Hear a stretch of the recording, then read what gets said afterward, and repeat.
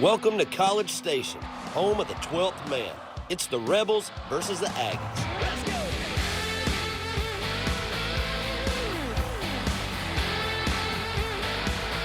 We're just getting warmed up. Into the end zone, touchdown, Ole Miss. We're just Touchdown, Aggies. We're just getting warmed up. The Home Depot SEC on CBS.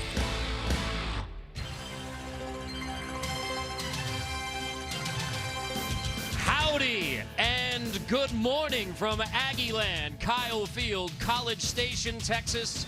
The first of two matchups in the SEC West. The Home Depot SEC on CBS. The Rebels of Ole Miss against the Texas A&M Aggies. With John Shriffen on the sideline, Rick Neuheisel, Aaron Taylor, I'm Carter Blackburn, and good morning to you, gentlemen. And I think, Aaron, these Aggie fans and the 12th man happy that for the first time in over a month, Texas A&M's at home. It's always good to be home, boys, isn't it? Well, Jimbo Fisher told us this week that winning is a learned behavior. This is a Texas A&M team, fellas, that hasn't played well in November. Being home in front of a raucous crowd, this is a game that this fan base expects them to win. And for Ole Miss, the word is finish. They can't play in postseason this year. They're not eligible to do so, but don't bother to tell them that. Their attitudes are up-tempo just like their offense. Look for them to come out of the gates fast today, Carter. Let's take a look at our Do Project Smarter presented by the Home Depot. We begin with the Aggies. Well, the Aggies coaching staff would be smart to feed the ball to Travion Williams. He leads the SEC in all-purpose yards, and he's a tough runner between the tackles and explosive on the edge. But Mike Elko, the young, smart defensive coordinator, has been masterful turning this defense around. The key today for the Aggies is playing the long ball deep against an explosive offense, Rick. The cornerstone of the Ole Miss offense is senior quarterback Jordan Ta'amu. In a word, Ta'amu has been brilliant. He combines downfield accuracy with great arm strength, and his 9.6 yards per attempt is fourth in the country. He also is a huge contributor in the running game, having gained 250 yards in the Rebels' last 3 games. Ta'amu will be at his best today, and I'm looking forward to it. Hullabaloo, connect. The Aggies ready to gig 'em against the Rebels. Hotty toddy. The Home Depot SEC on CBS is sponsored by Chick-fil-A, New York Life, GMC, and by State Farm.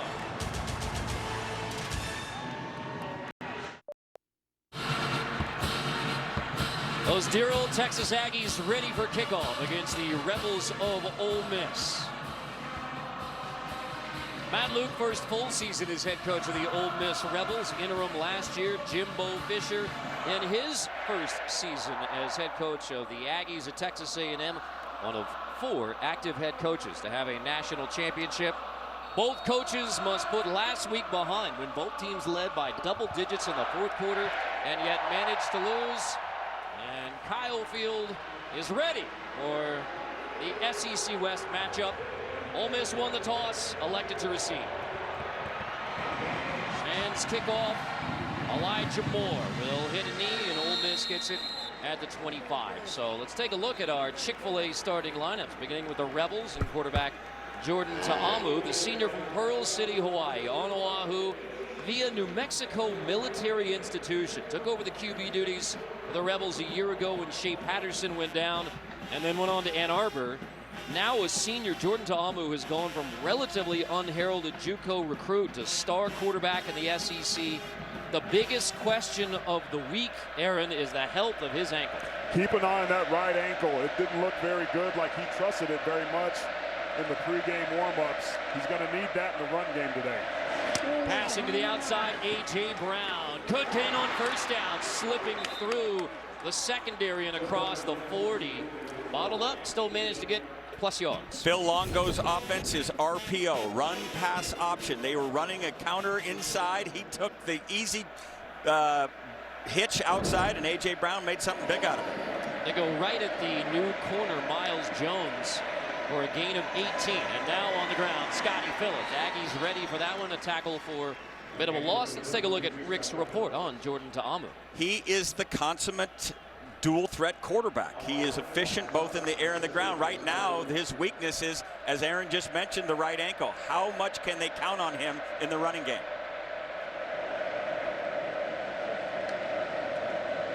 Ta'amu's going to fake it. Back in the pocket, Ta'amu slips away, has to dump it incomplete to the sideline. Landis Durham, a senior defensive end, broke through to put the pressure. Landis Durham coming off that outside edge. One of the things you have to do as a pass rusher is stay alive. Good job disengaging with his offensive lineman. Ta'amu just getting that ball away towards the end of the game when he came back a week ago. His mobility in situations just like that was compromised. That's got to be encouraging that he got out of there. And now 3rd and long against the much improved Aggie defense. Ta'amu pressured again. And he will go down at the 33, and this time the pressure from Alaka. A middle linebacker, Otaro Alaka. That's a loss of 9. You have to believe that 100% Jordan Ta'amu gets out of this. Right here, maybe just tripped up, but clearly a little bit hobbled. And Aaron, you watched him in warm-ups. You didn't think he was playing very well. No, I was down there with Striffen, and he just wasn't putting hardly any weight on that back ankle. Rugby-style kick, Mac Brown. Fair catch called for at the 30-yard line by Roshad Paul. So take a look at our Chick-fil-A starting lineups on this side with the Aggie offense. We begin with Kellen Mond, the sophomore from San Antonio, Reagan High School, the IMG Academy in Florida. Started last year, won the job again in fall camp. Last couple weeks, late picks. Jimbo Fisher was asked this week if he supports Kellen Mond, and before the question was even out, Jimbo said in his press conference, 1,000% I am behind Kellen Mond as our starting quarterback. Gillespie and Travion Williams in the backfield, and dare I say some motion on the line prior to snap. That'll be 1st and 5 for the Aggies. Offside, defense number 97. 5-yard penalty, still first out. With your Shepherd. The kind of things that drive coaches crazy. Oh, buddy. You're coming out of the box, everybody's ready to play, eager to get started. Just watch the ball there, young man. Just watch the ball. There seem to be a lot of things that drive coaches crazy. Okay? That's why coaches end up in the house. Or on microphones. And now on 1st and 5, here's Williams bouncing it outside. Travion Williams stood up, driven back. Jalen Julius makes a stop. 3rd down coming. Here's Rick's report. Well, it's easy to understand why Jimbo's so fond of Kellen Mond. The game is never too big for him. He's been Johnny on the spot all season long. He threw for 430 yards against Clemson. If he's got a weakness, he still is prone to make an ill-advised throw. Last week, late in the game against Auburn, a perfect example. The interception that turned the tide for the Tigers down in on the Plains. 2nd and short. On Williams, here's a reverse, and it is blown up in the backfield. The Rebels ready for the reverse to Courtney Davis. And Will Hibbler, the junior outside linebacker, now forces 3rd down. They have Hibbler down here at the bottom of the screen. If you're the end man on the line of scrimmage, your job is to contain. He reads this, he peeks inside, and then just gets inside the block of Colin Gillespie to come up for a huge play, nullifying that 1st down freebie of 5 yards they gave him. All the numbers say Ole Miss is the SEC's worst defense, but Willie Hibbler's still flashing lemon sharp. 3rd and long, Mond on the roll. Mond tosses, it is caught! 1st down, Jace Sternberger, the tight end, goes up to get it. Terrific ball skills, Sternberger gain of 15. 2 beautiful plays there. Both Mond getting the throw off accurately, and Sternberger, has he been an unbelievable find for Jimbo Fisher. The junior college tight end, wasn't even the starter in college. In the junior college ranks, comes in and is now their leading receiver. He was a backup for the Northeastern Oklahoma A&M Golden Norsemen a year ago, and now a huge weapon in the Aggies offense in the SEC. Mond zips it, screen is busted by the Rebels. Tough tackling on the outside. That's Jalen Julius again. And AT, take us through some lineups. Well, keep your eye on the outside edge, because this Aggie offense is getting Jamin Osborne back. This guy's missed the last 4 games, but he brings a physicality and some leadership to that position. kind of coaches the young guys up. Some of the other receivers have stepped up, but having him back is a huge benefit for this offense. Remember, he was a high school teammate of Kellen Mond, so those two have a connection. On 2nd and 12, back to the ground. Williams, right side, pushing across the 50, falls forward. Mohamed Sanogo on the stop. Let's take a look at the Rebel defense. Well, keep your eye on number 36, Zedrick Woods. He's an active low safety, kind of a boxy guy, but he's got some range. He's very physical against the run. Brings a lot of leadership to this defense, particularly on the back end that has seen so many changes. A big reason why they've struggled back there. Rick giving up 36 points per game, 499 yards a game. It's been a mash unit. They can't keep guys healthy. Lost 3 guys in the secondary early in the season, but they don't want any excuses. Wesley McGriff says they're playing as hard as any team he's ever been around. Mond on 3rd and 6, zips it incomplete. Somewhere in there, a miss. Buckley was the underneath receiver. Davis going long. He was trying to get the ball to Buckley on a little hook route right there. Just got it too high. Got away from it. This is one of the things about Kellen Mond you wonder about too, is his accuracy. He's less than a 60% passer. And Jimbo Fisher in his pro style deal, I know he's lent himself a little bit to the quarterback run game, Aaron, but he likes this drop back thrown from the pocket quarterback. That's still a part of his game that he's starting to develop, going through his read progressions and looking off safeties is where he can tend to improve. One of the nation's best punters, Braden Mann. Fair catch called for the 5 by Elijah Moore. Scoreless start in Aggie land.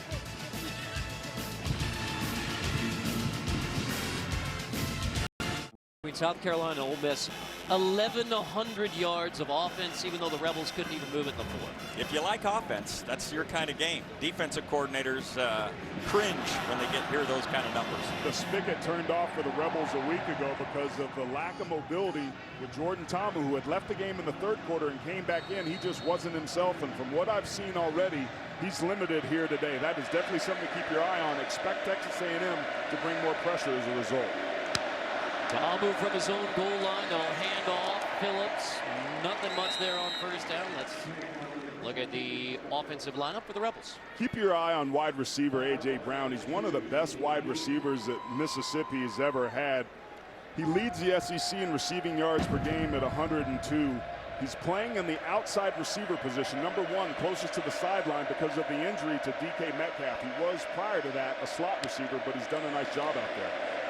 2nd and 9, Phillips right side. Tracked down again by Alaka, who already has 4 tackles and a sack in this game. And Scotty Phillips down on the ground as we look at the Aggie defense. Keep your eye today on number 10, Miles Jones. He's starting over Devion Renfro. Jones started the game a week ago. Playing the deep ball against this explosive offense is the key that defensive coordinator Mike Elko told me before the game they had to accomplish. And Rick, now your attention for Ole Miss. Scotty Phillips, who's nearing 1,000 rushing yards, 3rd in the SEC, and Phillips is down on the ground. We will discuss in a moment. The Rebels came into today with a chance to go over 1,000 yards. It looks like he gets his ankle caught underneath him right here. It looked he looked in great deal of pain coming off the field. And so you wanted to be a head coach, Matt Luke. You lose your best running back early in the game. Your quarterback's hobbled. See if they can cobble together some offense despite the injuries to 2 of their key performers. Isaiah Woolard, the true freshman, had a touchdown in the 4th quarter against South Carolina, but a much bigger spot here. With Phillips down, 3rd and 6, the Rebels inside their own 10. Ta'amu hobbled with an ankle injury as well, and the Aggies pin their ears back. Ta'amu on the roll across the 5. Ta'amu shoved out of bounds near the 10. So testing out the ankle with Durham chasing him down. Ta'amu still well short of the 1st down, 18. His mobility within and outside the pocket was so impressive on tape, but he almost took a sack there initially and then found a way to get outside on the edge. He's just not himself. So with your 2 biggest playmakers on the road being nicked up, it's going to be a tough out for this Ole Miss offense that has to find a way to get something going. Rebels have moved running backs to safety, so their depth there is very thin. Brown on the roll, hits it inside the 5. Paul lets it hit at the 50 and lets it roll. Now Paul will have to run back. He touched the football. Wow. Paul gets back on it at the 30. He let it roll 20 yards. A huge special teams advantage for Mac Brown and the Rebels on the roll. Just when Ole Miss needed a little boost. He just doesn't look the same. And Aaron, there are two ways to play defense. One is obviously with your defensive unit on the field. The other is to keep that other opposing offense on the sideline with time of possession. The Aggies have been fantastic all season long in that category. Army, the only team ahead of Texas A&M time of possession-wise in the FBS. And Travion Williams on first down. On the left side, Williams gets a good push to near the 34-yard line. That's Zedrick Woods on the stop. We expected maybe a shootout in this game. Got 3 punts already so far. Defenses are showing up a little bit. I think this Ole Miss offense, as we talked about, is a little bit hobbled up. But what Texas A&M wants to do is establish the ground game. It's Jimbo Fisher. So, yeah, he wants excellent quarterback play. But when you have a Kellen Mond who's got some ability and you have Travion Williams who's so explosive, you want to start with the run, establish that, and then take some vertical shots. Audible from Mond on second down. Press coverage, and now they back off a little bit. Kellen Mond steps up in the pocket over the middle. Williams outlet. Williams makes the grab and has the first down. And Rick, they've been getting Travion Williams involved more in the pass game. He is having a fantastic year. We mentioned Scotty Phillips had a chance to go over 1,000 yards today. So too does Travion Williams. He's over 900 coming into the game, but he's absolutely increased his ability to catch the ball. He's been a really viable receiver this year, and they also rave about his blocking ability, both from a pass protection standpoint and also lead blocking for Mond on the quarterback draw. Mond fake it, and now has to toss it with pressure in his face. Mond makes the throw, and Buckley holds it in for another Aggie first down, crossing the 50. There were a lot of people wondered whether Mond would win this job with Nick Starkville also on the roster, more of a prototype pocket quarterback. Mond's athleticism won the day. Excellent job of stopping and setting his feet there for the accurate throw. Aggies hurry up on first down. Williams takes the toss. Another hole opens up on the left side. Closes quickly. There's Mohamed Sandogo, the sophomore leading tackler for the Rebels. 11 tackles and a huge fourth quarter sack against the Gamecocks. Aaron, you mentioned how much they want to establish this run game, and no truer words were ever spoken. Jim Turner, their offensive line coach, that is music to his ears. With his Boston dialect, he loves to run the ball.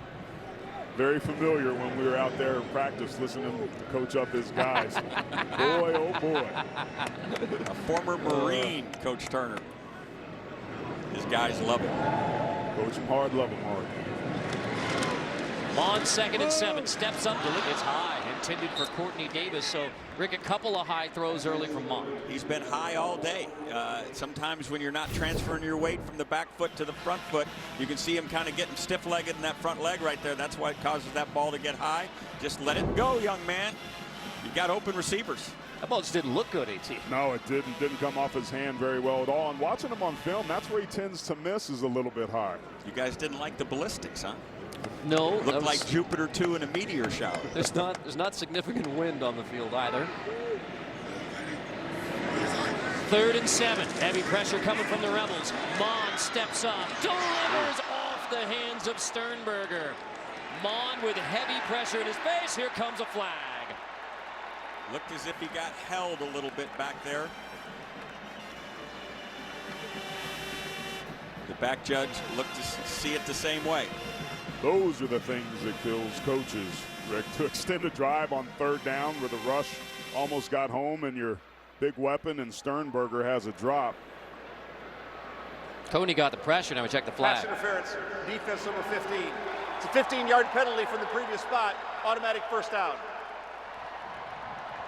Well, Miles Hartfield got the start at safety today. By the way, guys, that was like seeing a unicorn, seeing Sternberger actually have one hit his hands and not catch it. He has been an unbelievable pass-catching weapon for the Aggies this season. He was playing against Vernon Dasher there, This coaching staff told us they like against some of the bigger personnel, so that's the matchup they want. What they don't want is have Dasher on some of the more speed and perimeter type receivers, so that's something for us to keep an eye on as this game develops. Said the penalty was on Hartsfield, but it was Dasher there in coverage.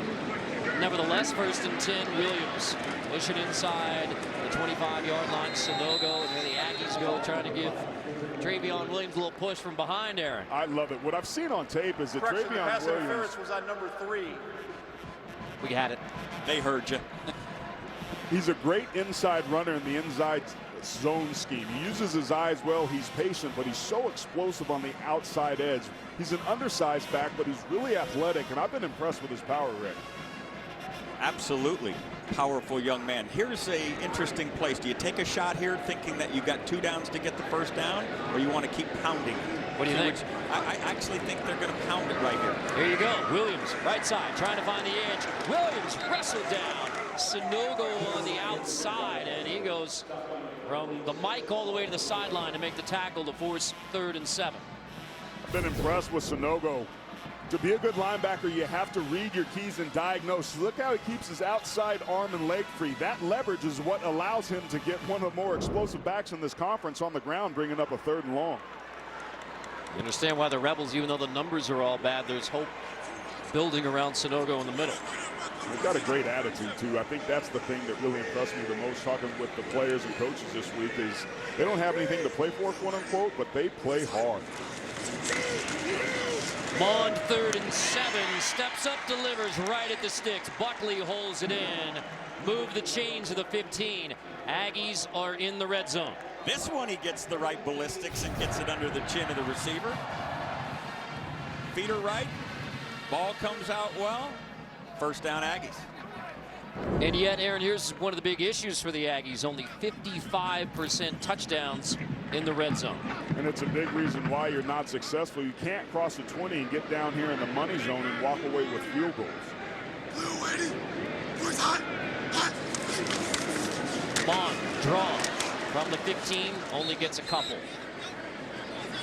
If you go back and watch Jimbo Fisher's offenses from Florida State, there wasn't a lot of quarterback run game. But as he looked at his personnel when he arrived here in College Station, he realized an athletic quarterback was going to suit his needs better than maybe the prototype pocket style quarterback, given where he thought his depth was in the offensive front and what he thought he had at receiver. The quarterback run game was featured big time last week at Auburn on that opening drive. They went down the field, ended up kicking a field goal, but that is a big time portion of their offense.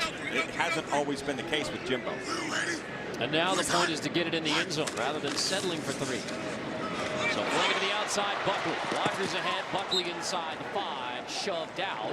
It will be 1st and goal, Texas A&M. Red zone really was the difference in their game a week ago against Auburn. This is just a play action pass coming up, getting rid of that ball quickly. Buckley almost drops that ball, but he gets it back under control. Red zone production was a difference a week ago. 4 trips for Auburn, 4 touchdowns, 28 points. 4 trips for Texas A&M, 17 points.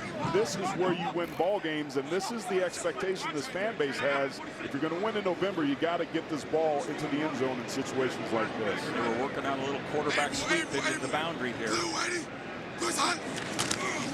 Bond, Williams pushing, gets to the 1 on 1st down. Austrian Robinson, junior from New York City, grew up in Harlem, makes the stop. You have a mobile quarterback like a Kellen Mond down here basically on the 1-yard line. It gives the defense a lot to think about. The defensive ends have to be smart and crash, but you have to have somebody that sets the edge and has contained in case the quarterback comes out. Here we see an I formation. This is going to be big boy football.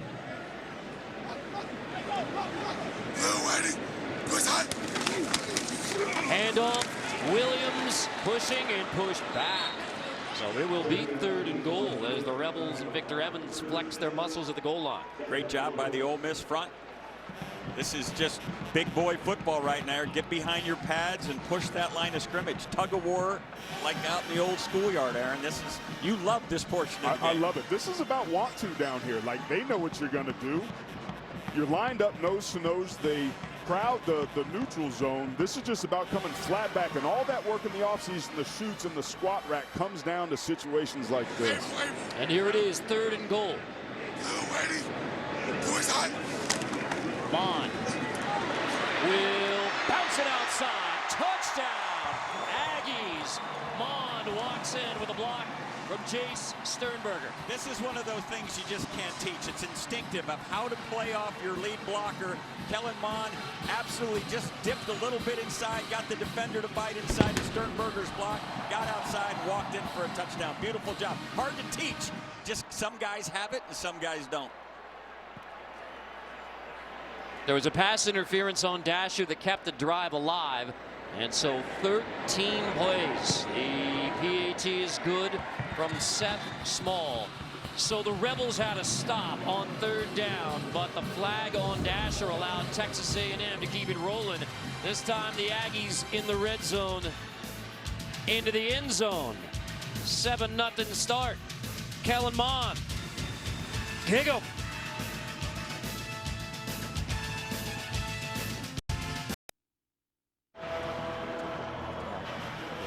Well, there's a reason why Kellen Mond has a big smile on his face. They get in the end zone, and Kellen Mond walks in to make it 7 for the Aggies. Well, it's a beautiful job by Mond here. You can see he's going to borrow a blocker from the backside in Sternberger, and he just dips in there and gets the Ole Miss defender to dive in there and take the cheese, as we like to say, Aaron. And Tyrekus Tisdale, the coaching point there is you have to set the edge. We talked about how important it is to have that force player. Tisdale took the cheese, his eyes were wrong, and it gave up a touchdown as a result. Touchback, let's check in with John Shriven for an important update. Well, guys, Ole Miss running back Scotty Phillips, he has come out of the medical tent. His left ankle is now heavily taped up. It is a left ankle injury. I am told that he is questionable to return to this game. As for quarterback Tamu, we've noticed his right ankle has been injured. It is a very cold day here. I've noticed that his backup quarterback, Matt Corral, the freshman, has been staying loose and has been throwing a lot and will be ready to come in if Tamu can't keep going here today, guys. Matt Corral had to go in last week and was 0 for 2 and missed badly on a couple of those 2 throws. But obviously he's had a lot of work given that Tamu was hobbled for the week of practice. Playing to the outside, Cooley, the tight end. Cooley gets to the 35, and Donovan Wilson makes a stop, and now there is an Aggie down.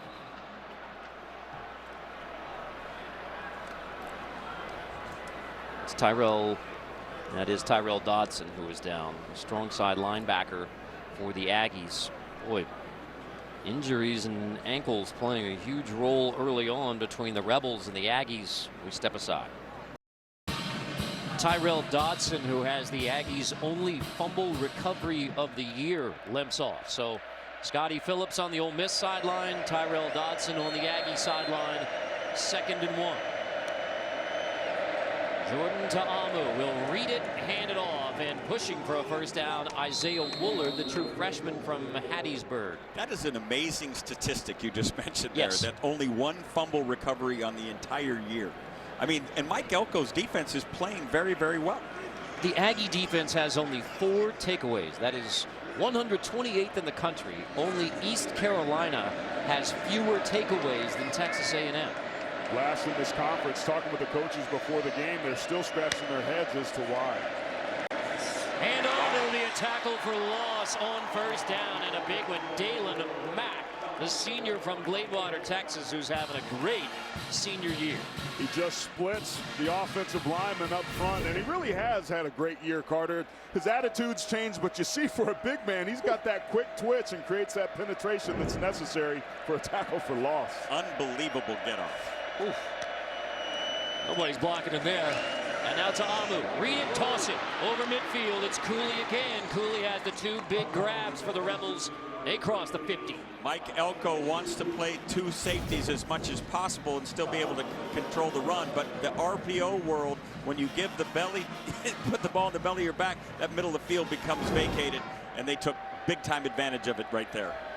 Octavius Cooley had only 4 catches coming into this game on this drive. 2 catches, 32 yards. The Rebels have found a new weapon, and they're going to need it because Scotty Phillips is on the sideline. Jordan Ta'amu is hobbled, and the Aggies have a 7-0 lead at the end of the first quarter.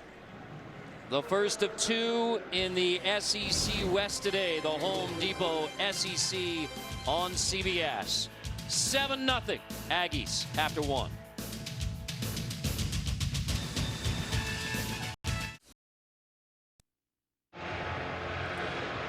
Dare I say a discrepancy in time of possession, Aaron, in that first quarter. Well, that was the thing that Rick was asking us to keep our eye on, but also notice that -3 rushing yards. Tamu's immobility is something that is clearly a storyline in this game. They've got to get something going outside with these receivers. On 1st and 10, Tamu fakes it, tosses to the outside, slipping away inside the 30-yard line. Here goes Lodge down the sideline, stretching. He's in, touchdown, Ole Miss. First play of the second quarter goes 44 yards, touchdown, Rebels. If you are going to play man coverage, you have to be counted on either 1 to make the play on the ball or 2 to make the play on the receiver. This is Charles Oliver who tries to Charles Oliver close. doesn't get it done, and obviously Lodge takes full advantage. Great job by Tamu that time, looking everybody off, so focused to his left, comes back around, puts that ball on the money, swinging his feet, getting those things set and putting the ball where Lodge can get it. And they will have... You can see that his foot goes out of bounds. Whether the ball crossed the plane before that happens will have to be reviewed. 67 yards passing on the last 2 plays. If this stands as a touchdown, Pylon still in bounds. From the back end, though, I thought we saw his foot slide out of bounds. Let's take a look here. Oliver does a great job trying to get him out of bounds. And where is the ball when he gets outside that line right there? That foot is clearly in bounds there, and from the previous look that we had on this one, to me it looked like that ball crossed the plane before his outside leg hit the pylon. I agree with you, Aaron. I think it's going to be a touchdown. This is the look here. That left foot still in bounds. The right foot still above. The right foot's kicking the pylon. Remember, when he hits that pylon, he's effectively out of bounds. That ball breaks the plane, though, and it's a touchdown before that would ever even be a factor. If this were Olympic gymnastics, I'm giving it a 10.0. He stuck the dismount. And when we talk to replay officials, they tell you, I mean, we're looking for a clear picture. The After wording, review, there you go. ruling on the field stands. Touchdown. And unless you have that clear picture, then you go with stands, and it is a touchdown. And so you go 23 yards through the air and then 44 yards on the last play of the first quarter, second play of the second. And the Aggie secondary gives up a couple big ones. Phil Longo's offense is about big plays, explosive plays. 2 big plays on that drive got him in the end zone. Luke Logan on for the PAT, and we are even at 7. 9 seconds into the second quarter. It is flim, flam, bim, bam. Matt Luke and the Rebels even at 7.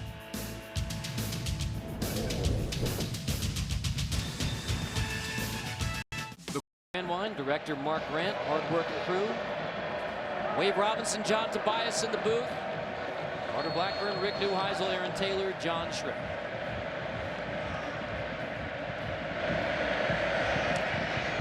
Luke Logan's kickoff. Corbin will take it at the goal line. He had 1 from 100 earlier this year. Not this time. Gain of 23. Now we send you back to New York and Adam Zucker. All right, Carter from the swamp after falling behind 14-0. The Gators are on the board now. LaMichael Piron getting in after pass interference set them up fresh. And UCF going for their 22nd in a row, leading Navy 14-0. Guys. Thank you very much, Adam. The SEC West got Alabama, Mississippi State coming up next. Some good-looking defense is going to line up against each other in that one. Hurry up! Hurry up! Kellen Mond at quarterback. Jayshon Corbin, the freshman running back, is with them in the backfield. And with number 12, Cullen Gillespie. Mond on first down, looking for something to do with the football. Courtney Davis left it high, incomplete. I don't always get the feeling that Kellen Mond knows where to go with the football or when to go with the football. He still struggles to go through his read progressions. That ball was extremely late. You see the indecision there, and he just kind of throws it up, falling way on his back foot outside the outstretched hands of Courtney Davis. He was looking for Jamon Osborne, who's returned to the lineup after being gone for the foot injury, and he was not available on the post, and then tried to wait for Davis to come across on the over route. Aggies' last drive, 13 plays and a touchdown, 71 yards. Now on 2nd and 10, Corbin, left side, not much there. You're in 3rd down already. Dasher makes the stop. Wesley McGriff has to be really excited about the way his defense is playing thus far as he makes a wholesale switch. I mean, these guys have got them into a bunch of 3rd and longs. Now, give the Aggies credit, they've converted on those 3rd and longs a number of times, but this is exactly what you want to dial up as a defense coordinator. As many 3rd and long opportunities as you can muster up. Looks like the D-line's winning their matchup early on against the Aggies. I didn't expect that coming in, given the production of this defense. Offensive number 81, 5-yard penalty. Still 3rd down. Sternberger, false start. And, you know, Jimbo Fisher talked a lot this week about confidence and the learned behavior, and especially about one mistake a game by everyone on the field is how you blow a double-digit lead in the 4th quarter like they did. And this is where the Aggies are in 2018. He wants to get this team to understand, why do you have to have a mistake? When we're talking about the mental preparation for a game, why can't everybody be locked in and we can be perfect in terms of the mental side of it? And now you're in 3rd and long. Rebels getting after Mond. He steps up in the pocket, finds Williams out of the backfield, but he will be wrestled down. Sanogo with another huge stop. That is now 6 tackles already for Mohamed Sanogo. They're taking away everything deep and covering the receivers, and Kellen Mond's being forced to throw checkdowns. This is a defense that's last in the SEC in points per game, yard per play, pass defense, and rush defense. And they're giving Texas A&M all they can handle on their home field in front of their fans. Braden Mann averaging 51 yards a punt. There was a big return allowed to Auburn, 31 yards in the 4th. Mistake on punt coverage. And hits this one at the 20. Moore will grab it inside the 30. No mistakes this time on special teams as the Aggies hustle down to get the stop. I mean, excellent punt coverage. Riley Garner. Nothing allowed in punt return to Elijah Moore on this time.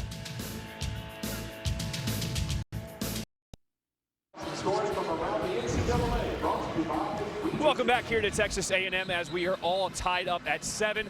I lost a little sleep last night. That's because I had to check out a tradition here at Texas A&M called a Midnight Yell. Take a listen.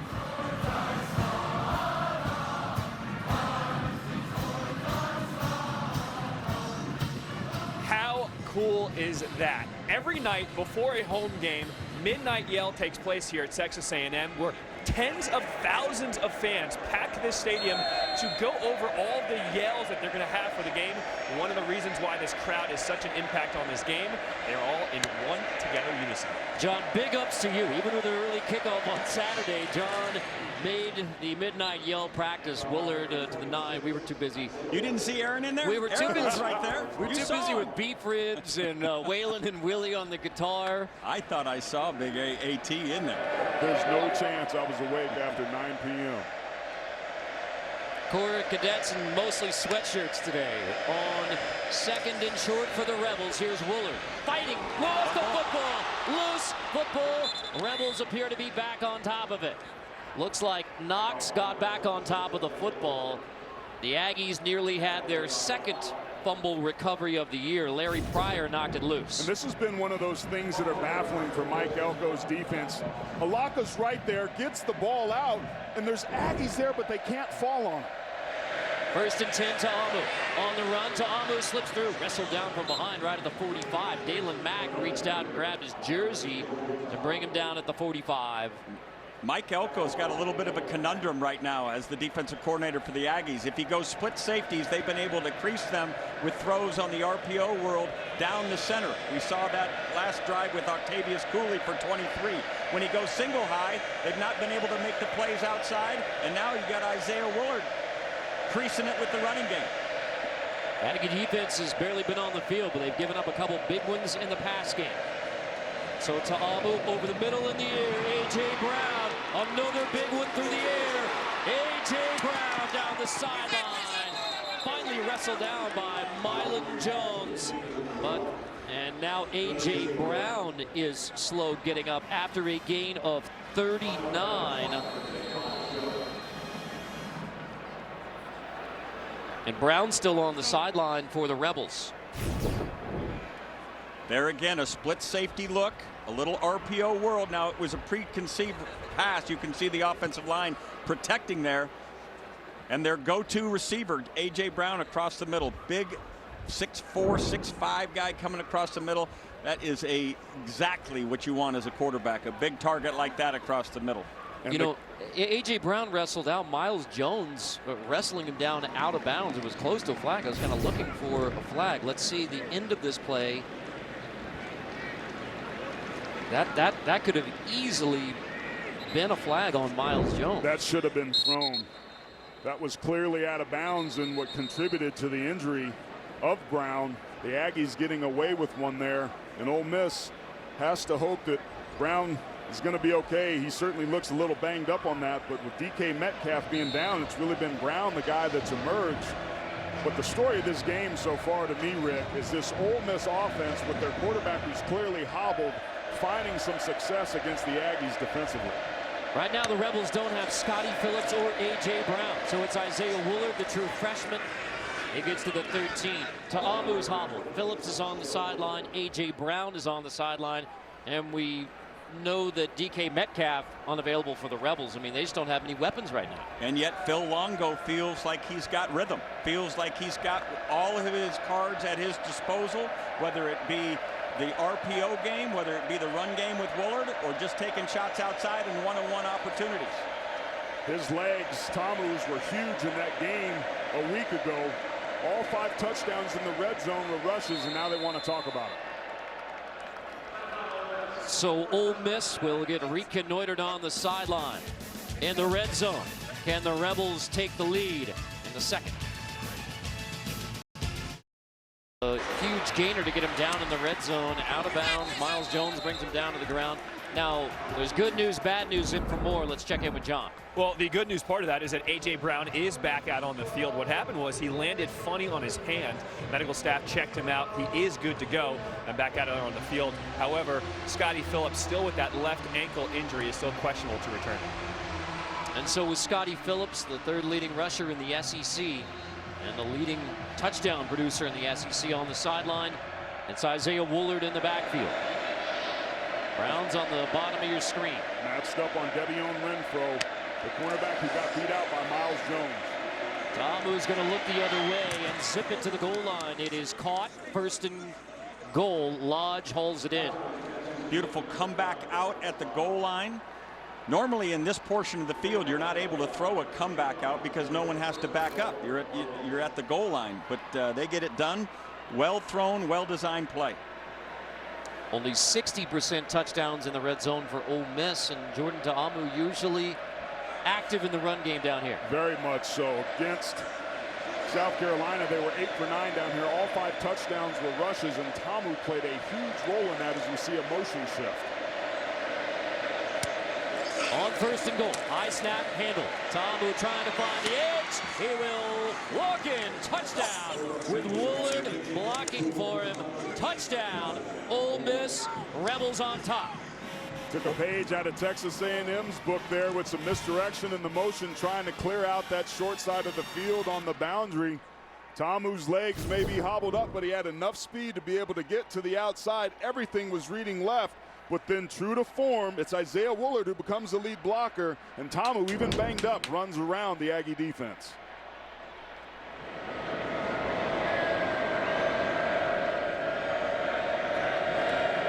Here's Luke Logan's PAT, and Ole Miss has a 14-7 lead on the Aggies on the road. Jordan Ta'amu with a busted ankle and all.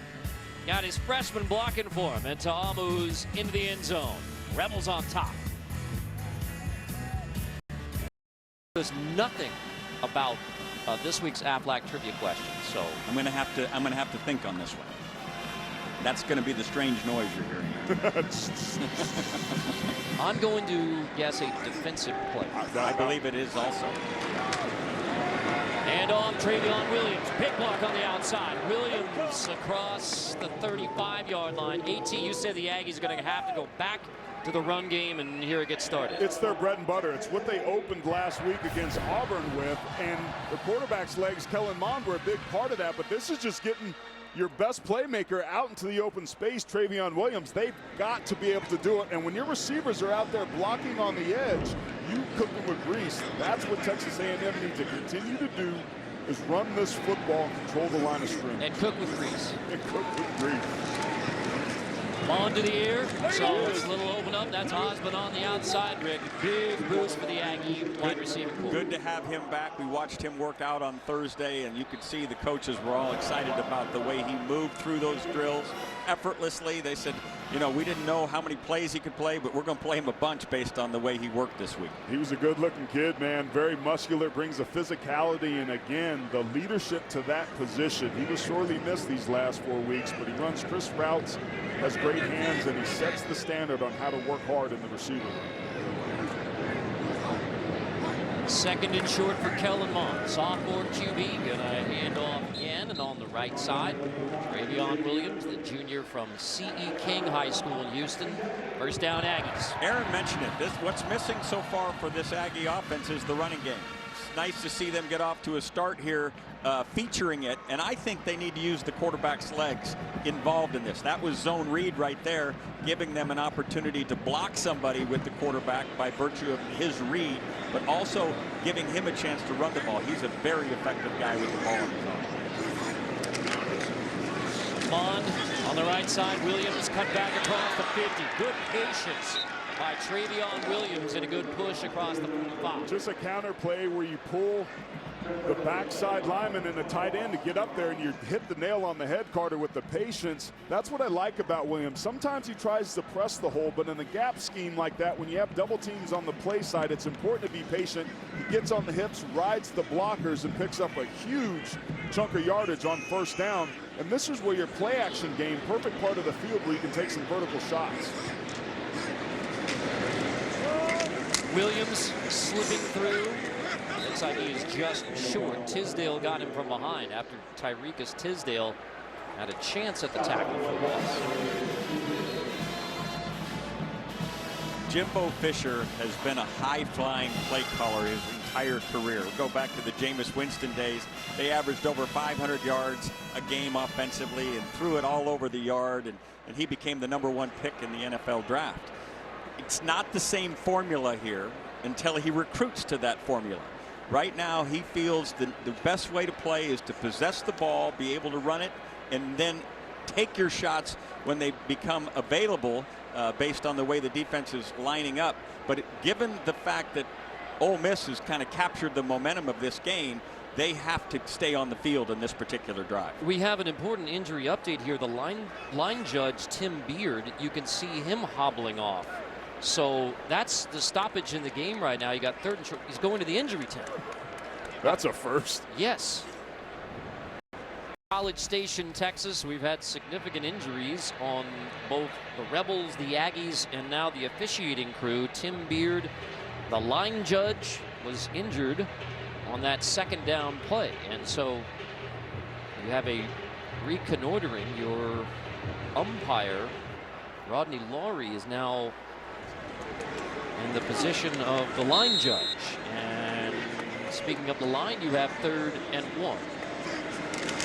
Mond trying to sneak on the left side. Williams gives him a legal push from behind. Quarterback sneak is a in vogue play again, gentlemen, because you are allowed to push from behind. It's like jumping on the pile, so to speak, and if you can move the pile at all, it's first down. The old infamous Bush push. It's kind of what started that craze. It worked effectively for them, but it's underused.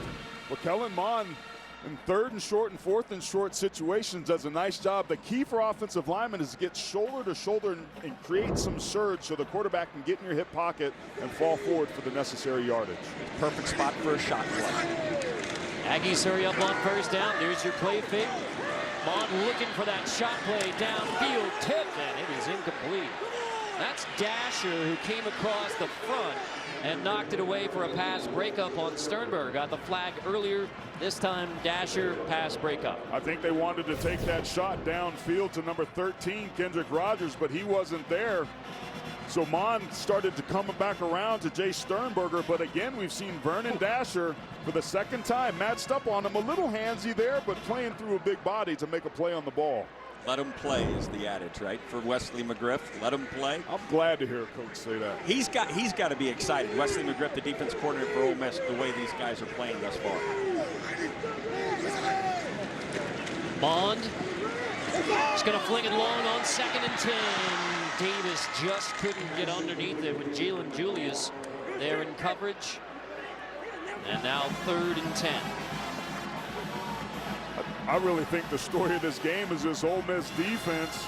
As you see Matt Luke trying to get his team hyped up. When you're on the road, these 3rd down and long situations, you've got to get home. If you're going to bring pressure, you got to make sure you get a chance to get there if you're going to play man across the board.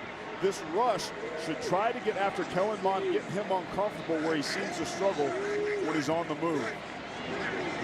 Wouldn't be shocked to see a quarterback draw here, fellas, with the idea that if you get close, you can go for it on 4th down. Mond dropping back to the 50, takes the pressure, and takes the sack. Mond back at the 49. Forget about 4th down now. Austrian Robinson gets the sack. The pressure of the pass rush kept Mond from being able to throw it to Travion Williams. This was a design throw, almost like a draw play. You're going to see Travion Williams come out of the backfield. He's going to run what we call a little angle route, come outside, come back under. But based on the pressure, he was not able to stay focused on him and ends up taking the sack.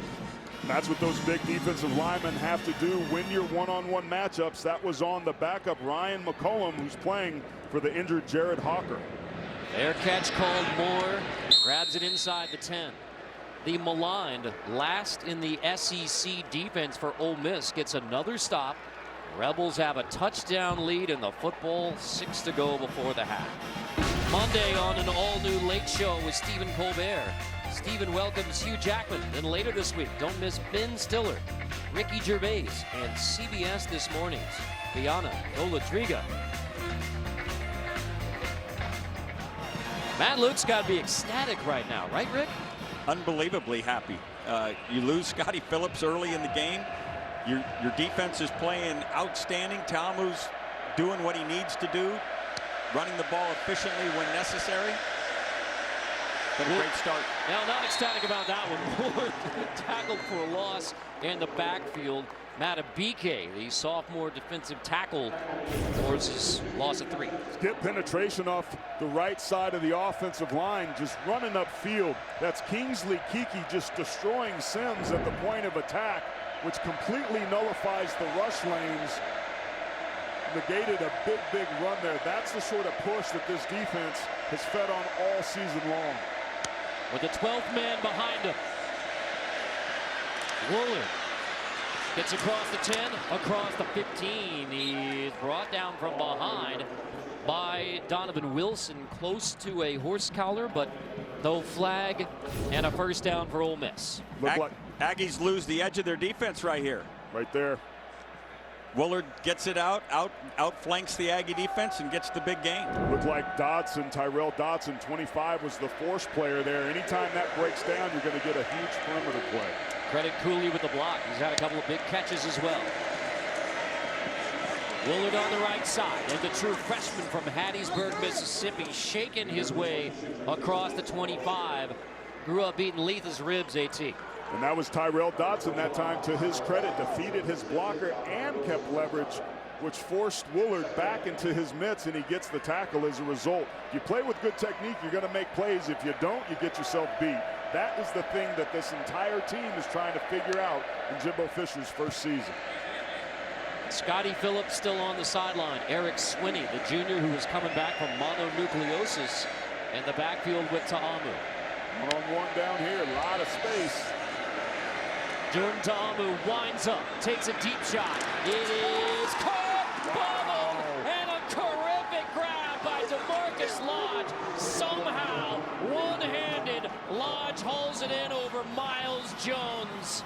This is exactly what Mike Elko talked about is his nightmare. The inability to play the ball outside by the Aggie defenders. An unbelievable catch by Lodge, but you're able to throw these throws all the time based on you're not concerned about the other. Swinney, screen shoved out. We got to take another look at that one. I mean, what a grab by Lodge. I was talking to the cornerback coach, Maurice Linguist, before the game. He said the one thing we have to do in this game is make plays on the ball. We have to disrupt their vertical pass game, but that is just true to form of what's going on all season for Texas A&M, giving up those big plays, and just an amazing catch by 5. And 2 of them 40+ to Lodge, and now to Amu, 2nd and 2. He drops a football, and the Aggies appear to be on top. The second fumble recovery of the year by the Aggie defense. Alaka knocked it free. Kingsley Kiki on top. And as the Rebels were rolling, Texas A&M grabs the football back. He's in the contact zone and doesn't protect the football. Alaka sheds his blocker. As we see Tamu here on the designed draw, they're going back to his legs, but right there gets his hand on it. Tamu just doesn't protect the football, and turnovers, which have been challenging and elusive for this defense of Mike Elko all season long, comes up huge there in the red zone. Fellas, you achieve what you emphasize in the world of coaching, and you can obviously see Jordan Tamu had a limited week of practice based on his injury from a week ago. Probably didn't go through any ball security drills, and right there at Hansen. Now can the Aggie offense capitalize from the 15? 3:32 before the half. Williams stood up, driven out of bounds. Webster leads the Rebel charge there. I'm really impressed, Rick, with the way that Ole Miss's defensive line is giving it to the Aggies up front. They're pushing their guys back into the backfield. This was a stretch lead zone coming off this outside edge. There's just a whole lot of push there. They're big and heavy, but they want to get it. But just when you collapse that there, 40's coming downhill. 5 gets in there to be able to disrupt some stuff. It's just a beautiful job of controlling the line of scrimmage for a defense that struggled to do that all season. On 2nd and 9, dragging over the middle, Osmond shaking his way across the 35. You can see why the Aggies are excited to get him back. Ole Miss is playing what we call boundary and field defense, meaning that people travel based on where you are on the field, not based on the formation. And I think Jimbo Fisher's starting to get a little bead on where they are so as to pick some holes. That's a perfect example of it right there into the boundary. Rest of the day for the Aggie offense. On to the outside, tried to go to Osmond again, knocked away by Jalen Julius. Nice coverage that time by Julius in the hip pocket. Broke on the hitch, and as soon as the ball got there, got his right hand across to prevent the completion. A&M has not been able to puncture this Rebel defense. And puncture meaning get something over the top of it. They have been absolutely harassed by this secondary of Ole Miss. Playing great. Rebels show pressure off the edge. Picked up by Williams. Mod Osmond dragging over the middle of midfield. Julius on the stop, trying to get it into the hands of Jamon Osmond. Same place we just saw the play previous, right there in that into that boundary, right in that curl zone. You're going to see him come off the ball. We go vertical with the second receiver, number 2. We call him from outside in, and you see a little pocket created. Mon takes perfect advantage. 34 yards on 2 catches on the drive for Osmond. Williams slips out of the tackle, gets across the 45. Woods finally finishes it all. This is an Aggie defense. It's only averaging 2 yards per carry here, but that time Willie Hibbler, the middle linebacker, was right there to make the tackle in the hole, and Williams just made a miss. This is the coach in me, but I thought Ole Miss was offsides. You work your snap count to try to get some of those free 5-yard penalties, and referees didn't accommodate there. 2nd and 2, shot here, potentially, Rick? I like it because it's a very makeable 3rd down situation, and your run game's starting to get going. Take a vertical shot. 3rd and 4th down situation. But flag down.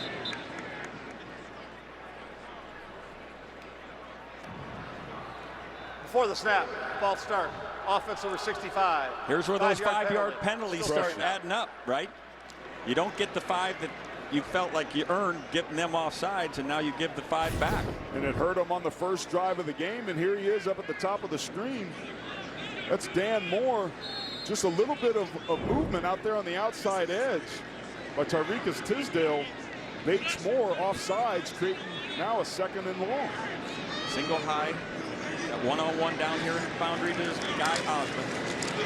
Osmond again over the middle, grabs it again. This drive has been all Jamon Osmond, the sophomore from Houston, back on the field, giving the Aggies a boost. Kellen Mond likes those throws that are right in front of him, and he puts this one on the money to Osmond that once again finds that soft zone, a hole in it to be able to move the chain. On 1st and 10, flings outside. Now it's Courtney Davis. More attention on Osmond. Frees Davis on the outside, right at the stick. There's another Rebel down, and this is true freshman Keedron Smith. Wow. One of the things I've been most impressed about watching the tape on Kellen Mond is he loves to throw outs. He absolutely loves to throw outs. And if you can throw outs, you make the field 53 1/3 yards wide. You absolutely make the defense cover the entire width of the field. With Smith down, step aside again.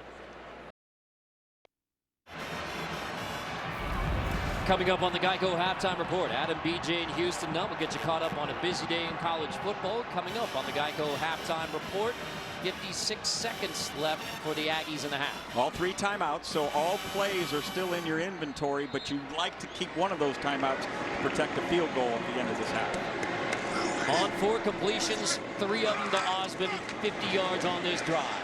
And now Mond to the end zone, touchdown, Buckley. Aggies in the end zone, 21 yards from Mond. 2 passing TDs for Kellen Mond, 1 rushing TD. We call this a smash concept. Outside receivers going to run what is a hitch. They're going to do a little bit of a what we call a little fire fake in return. The inside receiver's going to run a corner. Quarterback reads the cornerback. You play high and low. You beat the corner with your decision. You beat the safety with the ball. Beautifully executed. The way they lined up and created that space to run that corner route was hugely effective and helpful there. So Ole Miss with a 14-7 lead, driving on the Aggies. Somehow, a takeaway, just the 5th of the year, and Mond makes sure the takeaway turns into a touchdown, even at 14.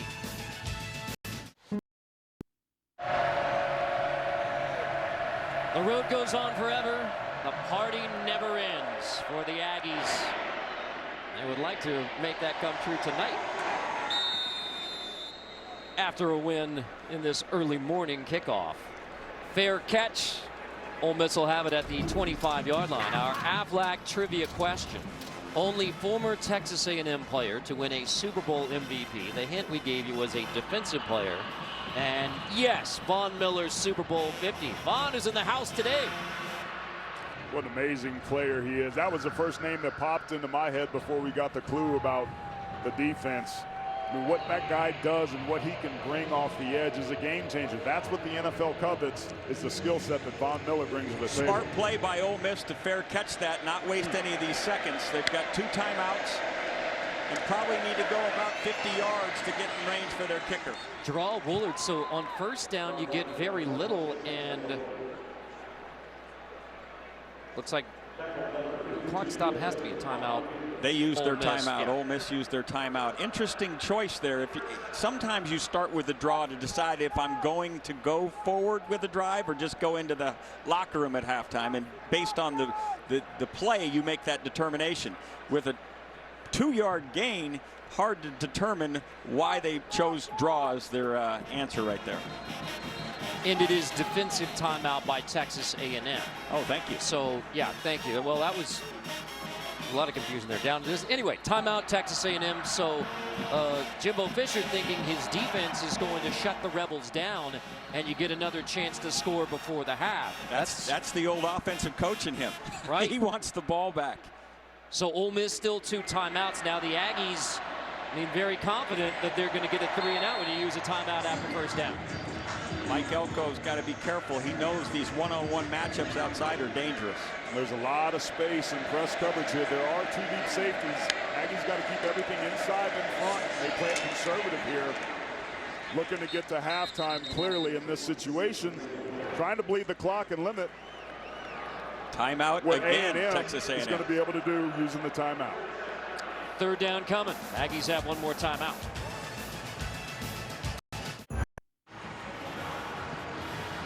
Strategy on the Aggie side using timeouts pretty clear, but Ole Miss running the football. Yeah, this offense, Phil Longo's up-tempo offense is kind of built for 2 minutes, yet they seem content to get into the locker room tied at 14. We'll see if they take a shot here. And clearly the Aggies going to stop on third down, use that final timeout and get the football back.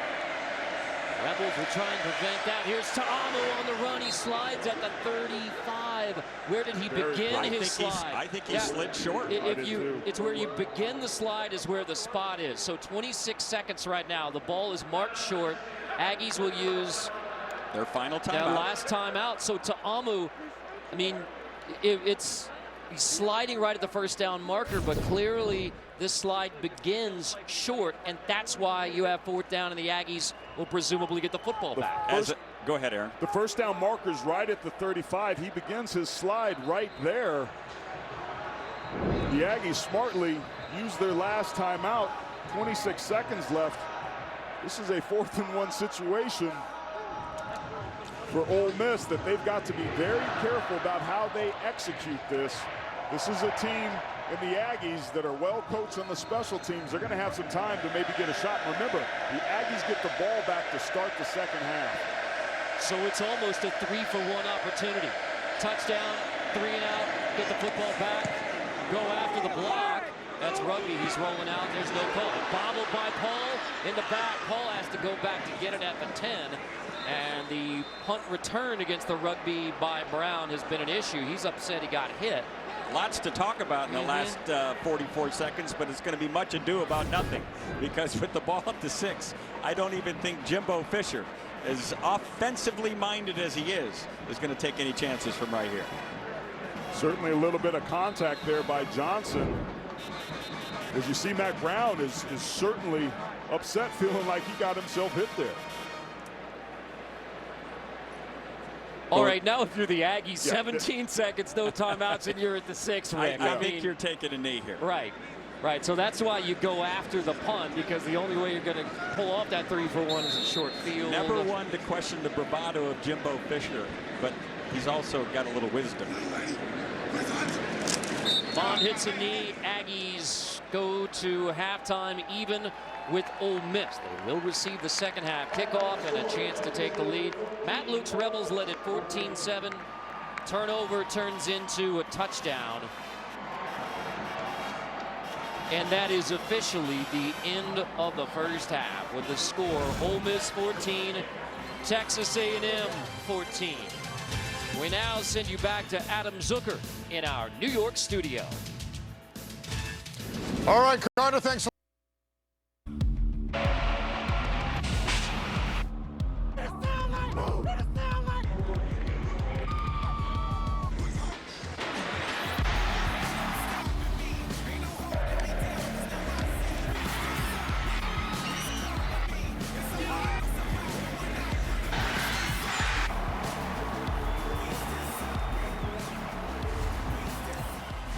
Howdy once again from Aggie Land, getting ready for the start of the second half between Texas A&M and Ole Miss.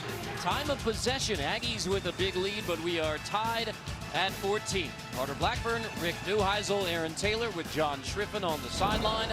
Well, Ole Miss's offense has found a bigger piece of sky again against the Aggie secondary. The efficiency of their passing game is exactly what Matt Luke wanted. They're 8 for 9. They've thrown for over 200 yards, well over 20 yards an attempt. When you can do that, you can control the game. It's unbelievable, and it's all catch and run stuff. So Texas A&M is going to have to do something to make some adjustments on the back end where they can corral those guys, but stopping Willard from getting to the outside. And offensively, the Aggies got to get that run game going. Only 2 yards per carry in the first half. That's not going to win this game and finish, which is what Fisher wants from his team. Biggest play of the first half was likely the takeaway by the Aggie defense. They have been few and far between. Just the second fumble recovery when Matt Luke's offense was rolling. And now the former Ole Miss center right there in the middle with The Rebels getting them fired up for the second half. Tiamo came into this game averaging 9.6 per attempt, which was 4th in the country, following Tunga Bailoa for the quarterback at Alabama, Kyler Murray at Oklahoma, and Will Greer at West Virginia. He is in rare air. These numbers in the first half are really impressive. And it's been that way all season long. The most offensive plays of 20-plus yards coming into this game with 70, more so than even Alabama. From inside the 5, this is Corbin. Across the 15, Corbin gets across the 25-yard line, and the dangerous Jay-Sean Corbin sets the Aggies up early near the 40 as we check with John Triffett. Well, the big story of that first half, running back for Ole Miss, Scotty Phillips, who went down with a left ankle injury. I just spoke with head coach Matt Luke. He told me Phillips will not return for the second half. Now, the offense, it has still been very effective with him not in the lineup. Coach told me, he said the key is we've got to keep running the ball. That way we get them in man coverage. He said in man coverage, I like our chances, guys. Yes, he does. That's what they've been in with these long catches and runs. Neither team really effectively being able to run inside, so it's a perimeter run game that was featured in the first half. Also not returning, the line judge Tim Beard for the second half. So on the ground, there's Travion Williams. And a reminder, the Aggies with 6 wins become bowl eligible. Ole Miss ineligible for a bowl game. But the book is closed on the NCAA infractions, back to normal recruiting, unofficial visits back at Ole Miss. Bottom line, Matt Luke's team not playing for a bowl game, all about pride. He's been very pleased with the way this team has responded to that situation. Well, they can keep their offense in balance. Last week they threw over 40 passes against South Carolina. Today only 9 in the first half and have played very efficiently. Mond on 2nd and 4. Williams. Popped, minimal gain, 3rd and short coming against the Ole Miss defense. Giving up 499 per game. Interesting, Aaron, we still haven't seen a lot of quarterback run offense from Texas A&M. It's non-existent. It was very important to their run game efforts last week against Auburn, but it has not been part of the scene yet here today. When we see them in this I-back situation, this is lead stretch zone where they want to get the up back there to be a lead blocker on a linebacker, so the Travion Williams can do his thing. With Gillespie leading the way. Big block on the right side. Opening the door for Travion Williams. Number 12, Cullen Gillespie, the senior from Katy Taylor, opens it up for Travion Williams, gain of 29. This is that old school aspect of this offense. Cullen Gillespie being the lead blocker, stalking him, bam, right there. That's Mohamed Sanogo. Just a good job of being patient, and that's the run game that they wanted to spring using fullbacks and tight ends. Football used to have those, right, Rich? Florida State offense meet Texas A&M offense. They actually had to go find tight ends just to get it done, and who knew they'd find a guy like Sternberger, who leads the team in receiving as well as doing the work as the tight end. Now trying on the left side, Gillespie blocking again for Williams. Takes it inside the 5. The fullback Cullen Gillespie. Walk on to special team star. The donning the number 12, team captain, and now the only senior starter on the Aggie offense. Watch this, bang. That's the way to get guys on the ground, and now he's trying to hunt up some more guys. This is the physical run game that was missing from the Aggies in the first half. He has to do it. He's wearing number 12. Oh, he plays that part well, doesn't he? Home of the 12th man, number 12 leads the way again for Williams. Sanogo wins this matchup in the hole along with Kadir Shepard. When you get in these situations down in the red zone and you get the big guys lathered up front, you want to be able to feed them. You want to have a run game that can take advantage of them, but we talked about it right at the start of this second half. Kellen Mond's ability to make plays with his legs is a tremendous weapon down here. Don't be surprised if you see a number 11 run some sort of keep scheme where he ends up keeping the ball, getting himself into the end zone. Mond on 2nd and goal. Williams blocking for Mond. Loose football scooped up by the Rebels. Woods has it, and he has room to run. There's a flag down as Woods goes sprinting down the far sideline, all the way into the end zone. 95 yards, but all the way back at the 13. A flag is down. and it wasn't necessary. All he had to do was screen Travion Williams from getting to the tackle, and he ends up hitting him in the back, and it's going to come all the way back.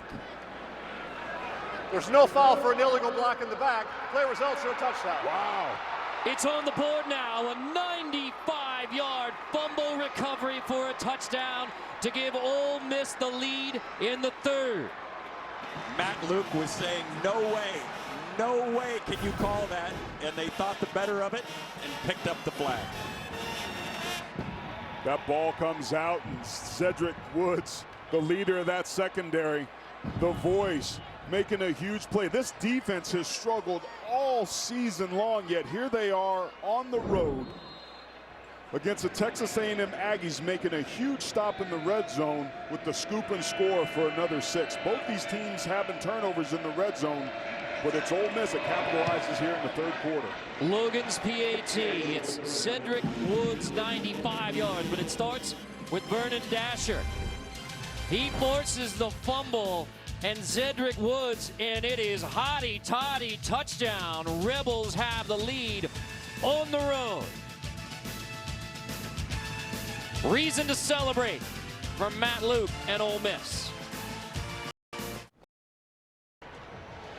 Since 1933, this is the longest fumble recovery for Ole Miss. It begins with a Mond fumble. You can't give up the ball there, but you think coaches don't get excited, fellas? Watch this sideline. Watch my guy right here start running. Years ago, I was coaching in the Cotton Bowl, and I made the guys run back a long interception return by Marcus Washington. And I said, watch him run. It was Fred Couples from the PGA Tour running along with Marcus for the touchdown. People get excited on that sideline. Legs? Freddie could run. Freddie can run. Who knew? Yeah, he can punt too. Corbin draws the 25-yard line. Another good return from Corbin as the Aggies need a boost. The unfortunate thing about that turnover for the Aggies was it was such a beautiful drive. They clearly made a concerted effort to come out in the second half and run the football, but I think the defense of Ole Miss is the story of today's game. They have made play after play, and when we talked with these guys on the phone this week, their attitude, their approach, their resolve was steadfast, and how fitting that Cedric Woods gets the scoop and score, because he is without question been the leader on a back end that's been riddled with injuries and really struggled all season long. And now we'll see how the Aggies respond after that huge fumble by Mond. It was the interceptions late the last couple of weeks, a fumble this time. On the ground, Corbin, he gets 10. Sanogo on another stop. This is a big moment here, Rick, for Kellen Mond. Huge, very important drive to get the crowd back into it. But to your point, Aaron, those coaches for Ole Miss last week were saying that the players were lifting them up rather than vice versa. It wasn't them having to coax the players to get to a finish line. The players wanted this very, very badly, and we're looking forward to the contest in the month of November. And now Corbin again on the right side. Good running from Corbin, not quite as quick as Julian Whitehead on the Ole Miss sideline, but still impressive. Well, we looked at the numbers coming out at halftime, and Texas A&M possessed the ball for 20 minutes. Remember, as good as the Rebels defense has played today, they've been on the field a long time. So this run game, these are body blows, these 3- and 4-yard runs. That's where Texas A&M could expect possibly to hit some big plays as this game wears on with a tired Ole Miss defense. Pressure off the edge. Williams picks up the block. Mond delivers. Tough catch over the middle. Osmond again. It's his 5th catch. Brings him across the 50. That's what they want this guy to be able to do, and that's what he brings back, is that he can make those tough contested catches. Soft hands, just reaches out and snatches the ball. Really good coverage that time by Julius, but Osmond catches that pretty well thrown ball by Kellen Mond there as well. Great ball placement right there. Great ball placement. Only where your guy can get it, right? Out of the eye. Gillespie and Williams. Fake it, and now the wheel. He's got Gillespie. Hit as he throws Gillespie, and it is intercepted by Ole Miss. Another takeaway. Webster picks it off. So the Aggies dial up the trick play, looking for Gillespie, and instead it's into the hands of the Rebel defense again. Austrian Robinson blew it all up with the pressure on Mond. Ball was thrown late.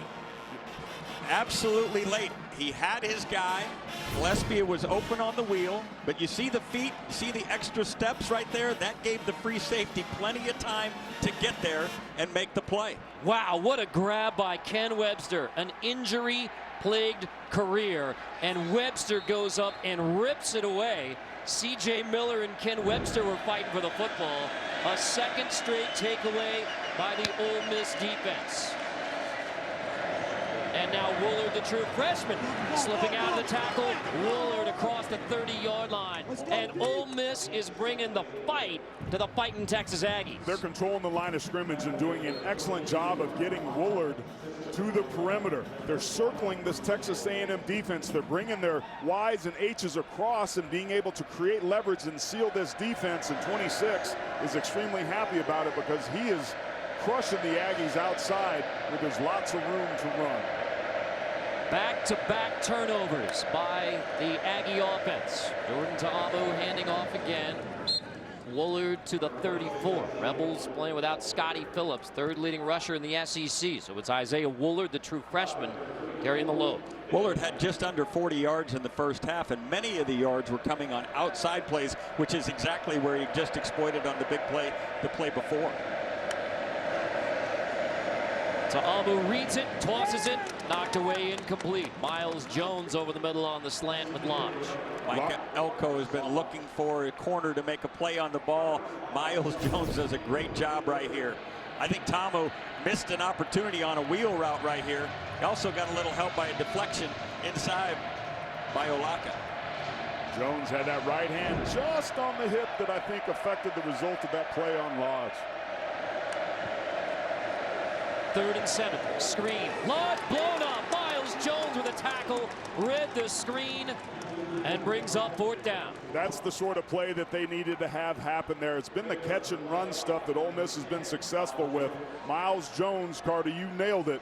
Recognize it right away, defeats the blocker, and makes a huge play to create an opportunity to get the ball back for their offense that has been struggling to protect it here in the second half. Miles Jones so excited to come off and get some high fives, he forgot he was on the punt return team.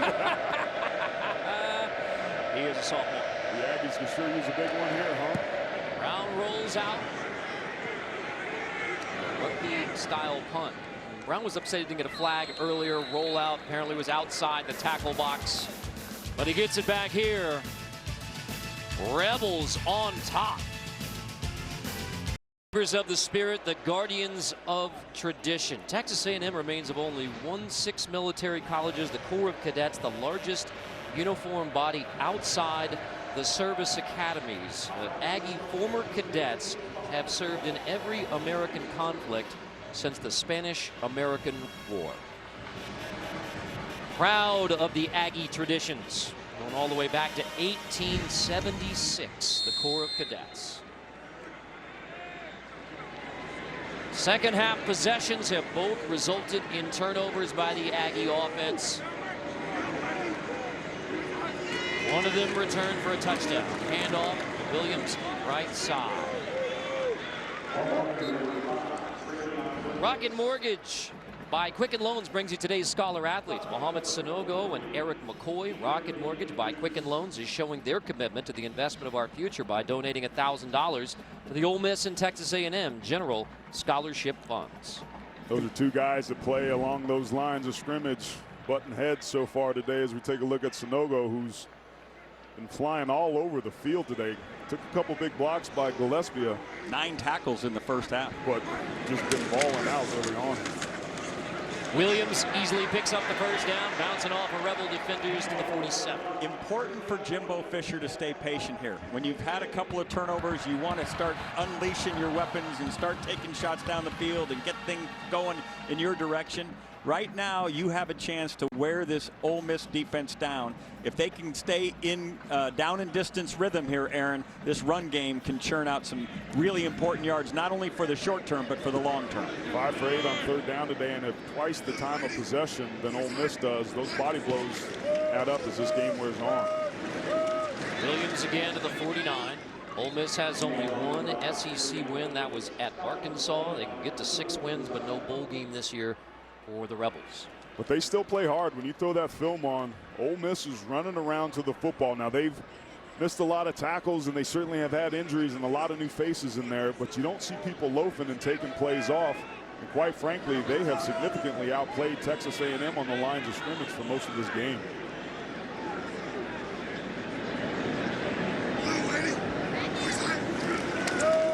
Bond from the 49. Over the middle, dropped by Buckley. We check in with John Schriffen. Well, guys, when we spoke to defensive coordinator Wesley McGriff for Ole Miss this week, he couldn't talk highly enough about the way his team has just not quit on him all season. He said, this is exactly why I got into coaching. Guys like Zedrick Woods, who will get in early. He's in there with 2 or 3 freshmen in the meeting room watching film, making sure they know what they're doing. Guys, nobody is quitting on this team, even though they don't have a bowl game to play for. You know, Hugh Freeze hired both these coordinators, Phil Longo and Wesley McGriff. And Matt Luke, when assuming the role, kept both guys, and both have done a great job. Trying to keep as many votes possible in Oxford. Bond on 3rd and 8. Sternberger hauls it in. Huge grab by the tight end to take the Aggies inside the 20. The junior from Kingfisher, Oklahoma. Sternberger is such a weapon and one of the favorite targets. Quarterbacks typically like those big tight ends just on the crossing route, runs away from the coverage. He's matched up one-on-one with Willie Hibbler, and that's a mismatch because 81 can get up and go. One of the things Jimbo talked about in his development of Kellen Mond was his eyes. His eyes take the defense to the where the ball's going. He's not able yet to manipulate defenses with his eyes. That time it didn't matter because it was man-to-man. Aggies' last trip down to the red zone was the fumble return for a touchdown and the INT on the last big shot. Now can Texas A&M hang on to the football and put points on the board again? And that's the key. Again, a week ago, 4 trips down to the red zone, but only 17 points. They had a turnover down here with the Kellen Mond fumble. How they execute in this drive is hugely important with what's going on situationally right now in this ball game. I believe Jimbo's thinking 4 downs. He's going to continue to pound and take very little in the way of risk down here, given that the last 2 drives ended in turnovers. High formation with the lead fullback with number 12. Looking him up. Play action off of this would be a good strategy here as well. Williams brought down by Ross Donnelly. Another good push from the Aggies. And close. Just keep feeding. Part of the run game is about getting into a rhythm, knowing what you're going to expect and coming off the lines of Here he scrimmage. comes as an O-lineman here. Ladies and gentlemen, fasten your chin straps. Aaron's talking O-line. I gave a little bit of love to the play action off of that I formation that they've been gashing him on the inside. That's a nice changeup, but yeah, well, I want to run the ball, of course. I wish you could see his forehead bead up with sweat when we get down here close to the goal line. Austrian Robinson is down now for Ole Miss. He brought the pressure on Mond that forced the interception. And another Rebel is down. 3rd and 1 coming. 3rd and 1 coming for the Aggies. What do you expect? I think 2 downs here, but I think you're going to see that quarterback sneak. I think he goes into the left A gap there behind his stalwart offensive lineman and gets a little help from his friend from behind. And Aaron, I know they don't pick up 3rd down. You already know what you want on 4th. It's Jimbo. He runs this pro-style offense for a reason. Tight ends, fullback, controlling the lines of scrimmage. He puts a lot on his quarterbacks, but it all starts up front. These guys have to take over. These are the sort of situations where a team wants to go and get themselves over the hump and avoid those late November slumps. You got to win here. Williams in the backfield, 3rd and 1. Mond, there's the push on the left side through the A gap with a little push from behind, and Kellen Mond very close. 1st down. Wasn't it the Beatles who said just a little help from my friends? Yes. Yeah, exactly. And then Joe Cocker after that. Oh, yeah. That's a good rendition. Yeah, oh, fantastic, especially with Leon Russell. Don't we all wish we could sing like Joe Cocker? Yes. Yes, we do. Aaron, do you know who Joe Cocker is? I'm strategically laying out here. Strategically laying out. You're beating up sweat. We're in the red zone. So now 1st and goal after the push and back to the I with Gillespie and Williams. Mond dropped, looking for the fade. End zone, caught, touchdown. Courtney Davis. Aggies after back-to-back turnovers, a touchdown drive. Mond, the Courtney Davis. I don't know if you can throw a football any better than that.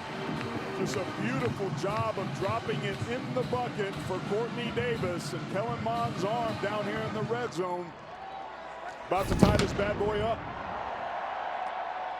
With the time he takes to deliver the ball, that is the perfect place. From the 3-yard line, that would be a difficult throw for him to get it up and on time. But from the 10, it's perfect.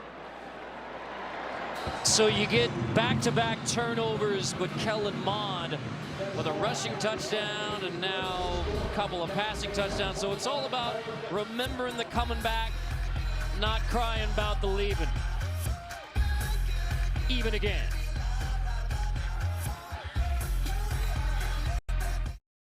College Station, the beginning of our SEC West doubleheader. The Home Depot SEC on CBS. Mississippi State and Alabama to follow. Braden Mann's kickoff. Moore inside the 5. Moore waiting for his blockers. Gets to the 19. There is a flag down. Very physical on that kickoff. Gillespie got down there as well, the special teams star. That's how he earned number 12. During the return, illegal block in the back, number 11 to the receiving team. Half the distance to the goal from the spot of the foul. First down. That'll give us a chance to look at the GMC game changer. Big win of the pass game for the Rebels. Well, this was early on, and this is what they've been able to do. Look at Tamu with his eyes. This is what Kellen Mond doesn't do, and then just whips around and fires a dart. And it's the run and catch that has been the problem for Texas A&M all along. The adjustments that Mike Elko needs to make in this second half is how to corral these guys. It's been the outside perimeter run game of Isaiah Woolard is making that difficult, though. After the penalty, Rebels snap it from the 8. Woolard slips out. Woolard across the 15. Lost the football, but he was down. Woolard was down. And it will be second down for Ole Miss. You got to give Woolard a lot of credit. The runner was down. Second down. You've got to give Woolard a lot of credit for his ability to make the first guy miss. These edge runs have been unbelievably beneficial to Phil Longo as a play caller. Snap it in a hurry, but it works out for the Aggie defense as Woolard is dropped for a loss. Alaka back in for the Aggies was confused, but Alaka was ready. That's really what has been the thing that's most noticeable about this defense, their ability to stop the run. Keep in mind that Ole Miss, fellas, has not converted a third down play all game long. They'll have another chance here against the much improved Aggie defense. Another place to use quarterback run. Ta'amu pumps, tosses. There's your first third down conversion, and it's A.J. Brown over the middle. Second effort, he gets across the 30, and a flag is down. That could be targeting in the area with the way that it looks kind of bang there.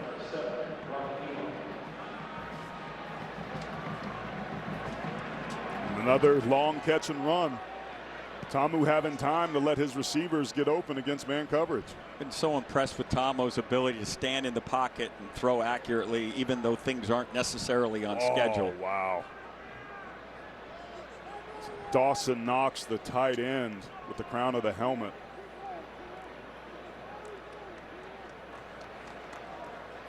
During the play, personal foul, targeting.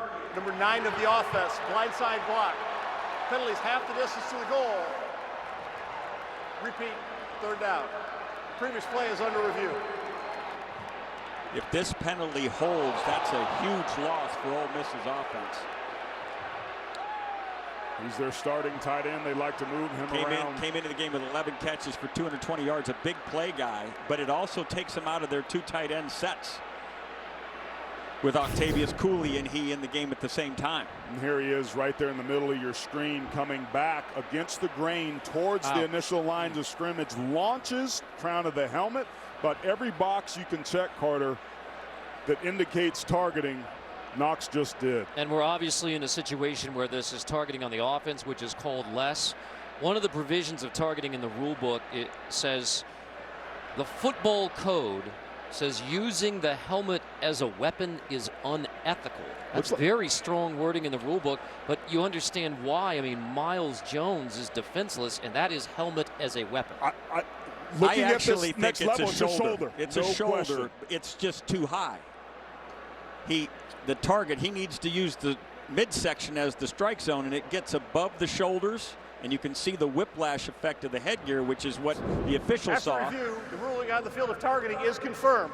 Number 9 is disqualified. And here's where we say it doesn't have to be the helmet. You can use the forearm, hand, fist, elbow, or shoulder, and then when in question, it is a foul. That's the way the rule book lays it out. So can be helmet as a weapon. In this case, even though it's not the helmet, it is still Knox ejected for targeting. Great job by the truck of giving us that second look. Initially, it looked like he dropped his head, but clearly that right shoulder, but targeting nonetheless. And a big weapon for this Ole Miss offense. It's one of the most explosive in the country. He's walking off the field. And what a momentum shift for the contest. I mean, you just had a huge play by A.J. Brown. You're going to get a first down and a new field position enhancement. And now you're backed up to your own 14-yard line. Third down again. And for Dawson Knox, he's ejected from the game and will miss the first half of next week at Vanderbilt for Ole Miss.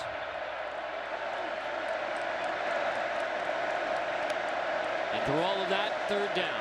Ta'amu, and the Aggies read it perfectly. Tyrell Dodson pushes them back.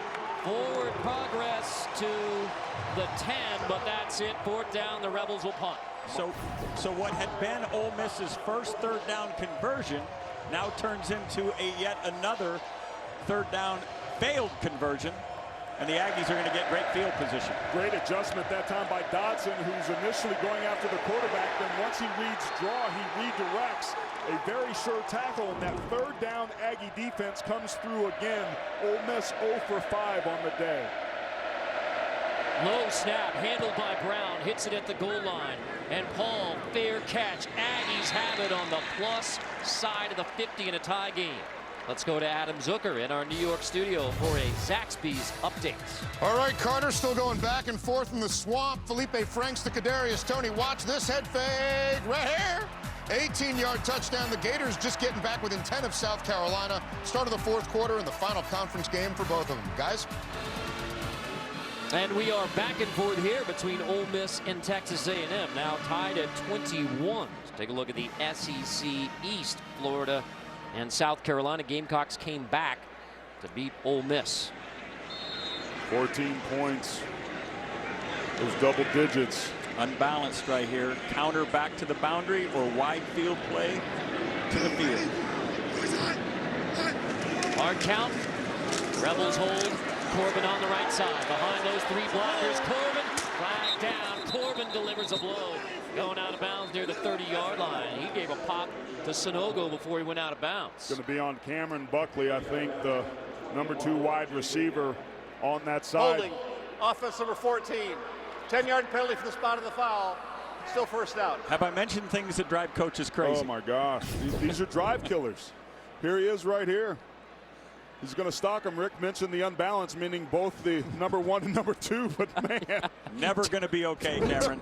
Never going to be okay. Take your pick on those 2 holds. You could have had 14 or 2. Now, this coming from an O-lineman, man. You got to at least try to get one of those hands inside.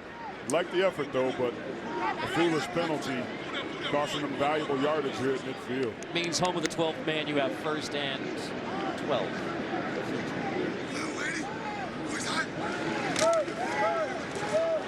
Kellen Mond, Sternberger. A laser from Mond to Jace Sternberger, the former Kansas Jayhawk and Northeastern Oklahoma A&M Golden Norseman. It was a laser, but Mond is staring him down. That ball's a little bit late. If Hibbler's just a little bit more athletic, he might have been able to pick that one off. Well thrown ball, though. Mrs. Hibbler doesn't like calling his son not athletic.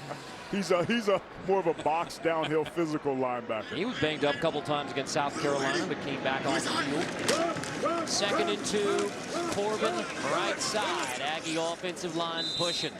Got Sutherland and Carson Green on the right side, giving another push, move the chains, first down, headed towards the 4th. And for two teams who lost double-digit leads both last week, I mean, you get to the 4th, and this is going to be huge in the development of either the Aggies or the Rebels. This is huge.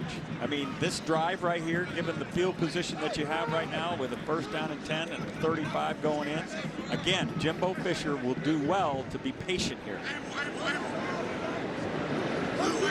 Aggies 2 turnovers in the second half. Corbett, right side again. Very little on first down. Shepard with the stop. So we were even at the half. Tied at 14. A touchdown each here in the 3rd. And we head to the 4th quarter. Ole Miss and Texas A&M even at 21 to the 4th quarter in Aggie land.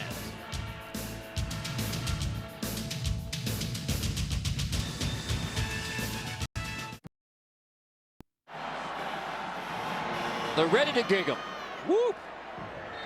Even at 21 as we go to the 4th quarter after we're even at 14. Don't forget later in the game, the play of the game presented by Napa Auto Parts. On 2nd and 9. Dumps it off. Loose football. It's incomplete. Intended for Trevor Wood. It's a block. It's an incompletion and a busted play. Victor Evans puts the pressure on Mond. Fortuitous for the Aggies. It was incomplete. It would have been a negative play. Wood was going to catch it behind the line of scrimmage and was going to get taken to the ground. And there we take a look at the ball control of Texas A&M, bleeding this clock, giving body blows with the run game. It has absolutely come alive with Travion Williams, but this is a big 3rd down situation. When you're down here in a game as close as this one, getting this conversion, look for a go route on the outside. Mond's hands getting the work done through the air. Mond feels the pressure, steps up in the pocket, gets across the 30-yard line, takes a blow to do it. 4th down inside the 30-yard line for the Aggies. I think Jimbo's going to, well, looks as if the field, no, I think he is going to go for it. But Seth Small was ready to run back out there, and now Jimbo Fisher may be sending the kicking unit back to the sideline, and now here comes Seth Small. He thought about it. He sure did. He thought about it. He put the brakes on those guys right away and then thought better of it. If Mond gotten a couple more yards, you think he would have probably gone for it there. Aggies had one of the best kickers in Daniel LeCamera, injured foot in the Clemson game, so Seth Small has assumed the kicking duties, and that 46-yarder is good. That's a bounce back for the freshman from Katy High School. He missed a 36-yarder in the 4th last week, but boots this one through to give the Aggies the lead in the 4th. He's playing their first home game in over a month. Jordan Ta'amu and the Ole Miss offense. Big plays in the pass game. This is DeMarcus Lodge, TD. And then the 96-yard fumble recovery for a touchdown from Zedrick Woods. One of 2 turnovers by the Aggies in the 3rd quarter. Mond, Courtney Davis on the fade. Even at 21 at that point, and then the 46-yard made field goal by Seth Small, and Texas A&M has the lead early in the 4th quarter. We talked about body blows, right? Aaron saying you keep hitting the midsection. Texas A&M was patient in the 3rd quarter. Travion Williams had 89 yards rushing in that quarter alone. Time of possession now is more than double in favor of the Aggies, 30-18 to 14-41. Those numbers will wear on Wesley McGriff's defense if this offense doesn't find a way to have a big drive right here. Although a 96-yard fumble recovery for a touchdown. You would trade some time of possession, right? That's an explosive play. That's the definition of an explosive play. Take that all day long. Braden Mann to Elijah Moore. Fair catch inside the 5. They'll have it at the 25. Tomorrow on CBS. Some friends come into our life the exact moment we need them most. Watch an all-new God Friended Me. Tomorrow after 60 minutes, only CBS. Well, fellas, a week ago, this Ole Miss offense, it was in a game that featured over 1,000 yards of offense. Only 19 plays, 18 yards, less than 1 yard per play in that 4th quarter a week ago. It's going to take quite a bit better effort this afternoon to get this ball game and go home with a W. And you're doing it without Scotty Phillips, a running back who went down with a left ankle injury in the first quarter. Fake it to Amu. Hit as he throws. Deep shot to Amu. Ball up for grabs. It's incomplete. A.J. Brown and Donovan Wilson in coverage there. But Kiki laid the lick onto Amu. When we asked the coaching staff, okay, if there's one position or one thing that you want to recruit to, what is it? And he said ball skills. We have to have guys that can go up and get those footballs and take advantage of the opportunities as they present themselves. That was one of those opportunities that the Aggies have missed all season long. Second down toss. That's Swinney. Swinney makes the first defender miss. It was Kiki on the edge, but he only got a couple. Dylan Mack cleans it up to force third down. That play was successful because Tyrell Dodson comes off this outside edge and sets the edge, which allows the pursuit to come backside. A third and long situation coming up here. They're going to need that middle level of the defense to make some plays as they show blitz, wanting this football against man coverage to come out quickly. To Amu, pressured, and sacked. And the Aggie defense remains perfect on third down. Wilson gets home on Jordan Ta'amu to force a 3-and-out. Beautifully designed zone pressure by Mike Elko. He dialed it up, as Aaron alluded to. He gave a man look and then ran out to confuse the quarterback, and he ends up holding the ball, which leads to the sack. And there was a whiff block by the backup running back, Eric Sweeney. Remember, Scotty Phillips, who's not playing, a well-rounded back, very good in pass protection. That was bad across the board for Ole Miss. Brown on the roll again. Another chance for excellent field position. Paul, fair catch, lost it. Mom, who's on top of the football? Wow. Looked as if the Aggies got it. And they did. Another adventure in special teams. And look who gets that football. Cullen Gillespie. Number 12 does it all, and the 12th man roars its approval. The Aggies hang on to the football and the lead. There is a flag. So before we step aside, we will check that flag.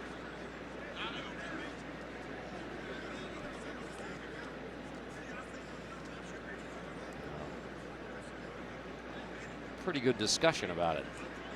I didn't see anything initially, and it looked like it came really late. Illegal procedure on the offense. Correction. Defense. Correction. Illegal numbering on the defense. 2 number 9s participating in the same play. It's a 5-yard penalty for the previous spot. Replay 4th down. Replay 4th down. Well, after the second take, so the double number situation here for A&M with Jones Somebody's and O'Neal. Somebody's going to catch an earful. Yeah. Let me go back to my line. That drives coaches crazy. Yeah, well, there's Jimbo discussing it with the 2 number 9s right now. I mean, as to who was supposed to be out there, Hezekiah Jones and Leon O'Neal. And let me just say, the genesis of this problem, guys, everybody in America wants a single-digit jersey. Everybody wants one. So you have... This goes back to recruiting? It goes back to recruiting. Absolutely, we'll give you a single digit. That's a promise. You mentioned the Beatles earlier. Yes. Number 9. There you go. Number 9. There you go. Can't get one past Blackburn. And special teams are Jimbo's baby. He really takes a lot of pride. He oversees everything the assistant coaches executed, but he takes a lot of pride in how good they are executing that 18% of scrimmage plays in a football game. So now Leon O'Neal is out there and Hezekiah Jones is not, which probably tells you which number 9 messed that one up. So try it again. Rolling, punt, booming kick. Paul lets it bounce, and now Paul scoops it up at the 23 and steps out of bounds. So that works out to the Rebels' benefit for almost 20 yards. But they trail by 3.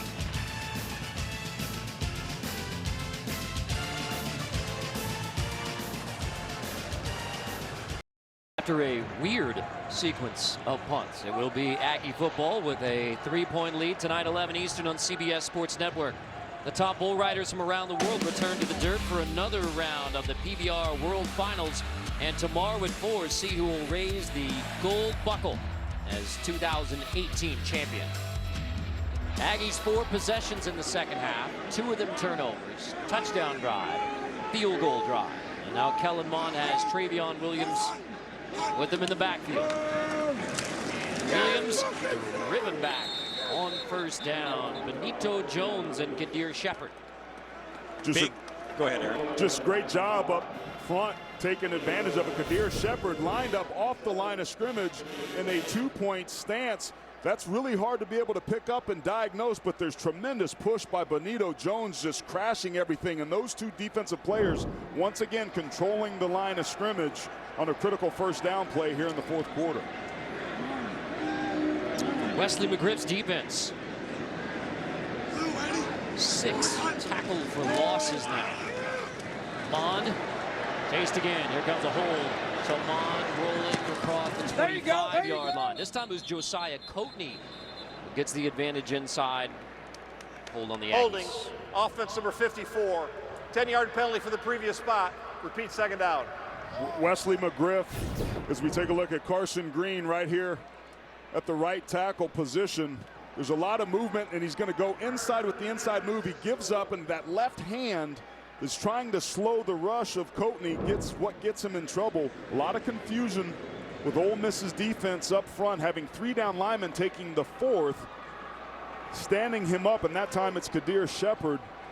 That look is giving the Aggies trouble up front. Back-to-back negative plays, and Ole Miss's defense is starting to stiffen up. You mentioned it. This drive has started out poorly. They're back against the down and distance here, but you got to be patient. You cannot force a ball here and give a turnover up in this portion of the field. Maybe a screen in this area is a safe play that can be explosive, and they go even more conservative. 3rd long play for the punt, most likely. Yeah, this is a screen down, draw down, look for quarterback draws, potential play here. You're going to be playing 2 deep high as the defense here. Multiple guys underneath.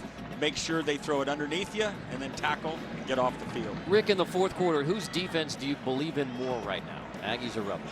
Well, I was going to tell you that the Aggies, because of this time of possession, this Ole Miss defense has had to been on the field a great deal of the game, but this is an unbelievable drive right here for this team. As Aaron pointed out, 2 negative plays to begin the drive.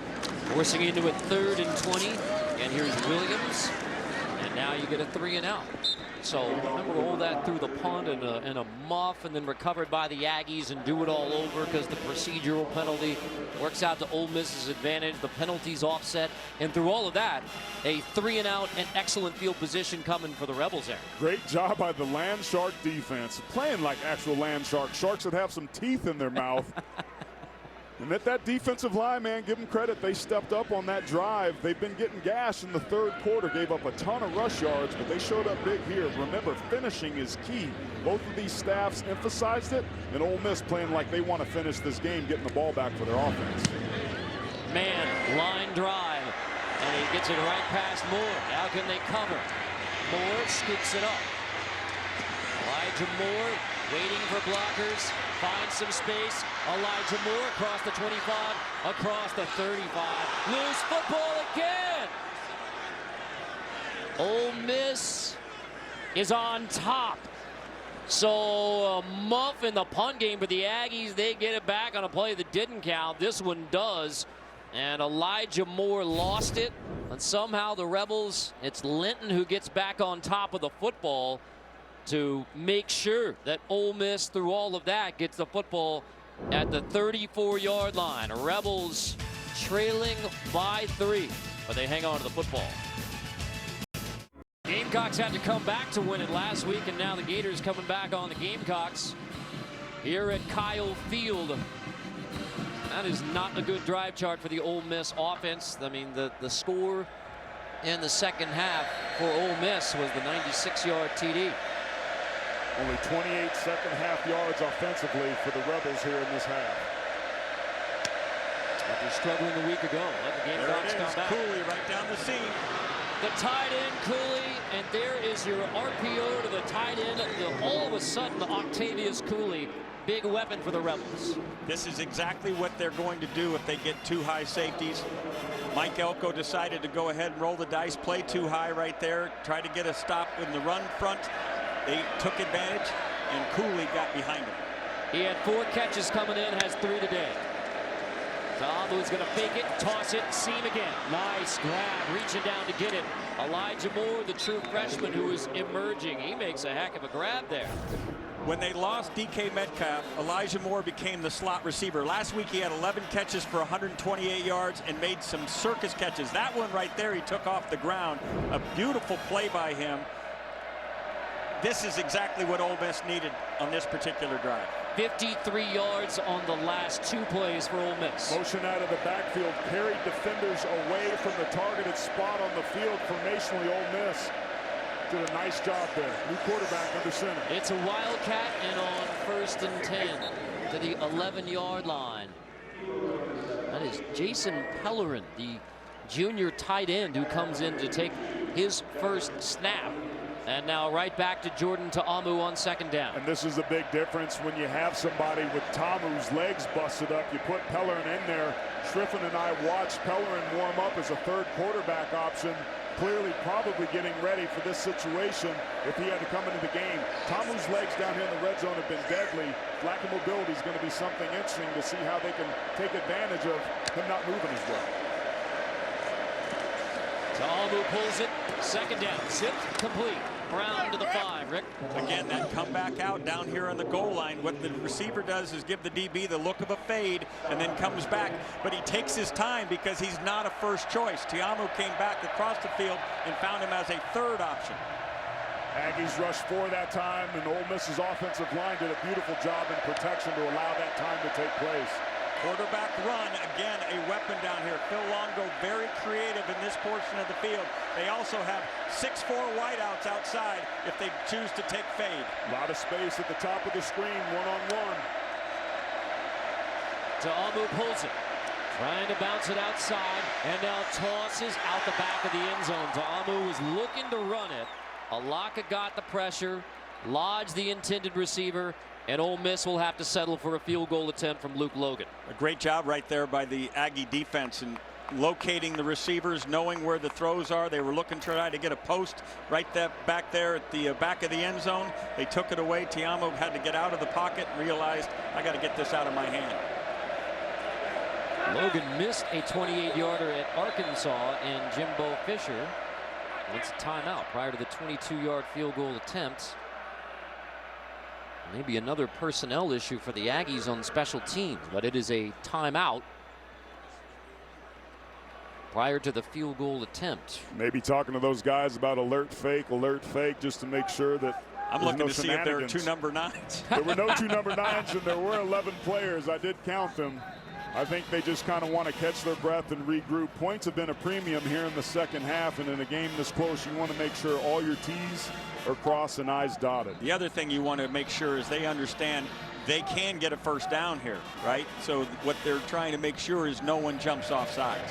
Maybe that was the reason for the timeout, to make sure that that was communicated. And with 7:22, you still have 2 left, but worth keeping an eye on to see if that timeout It's hurts costly. the Aggies later. Those things are like gold, especially in a game as close as this one. And now out of the timeout. 22-yarder from Logan.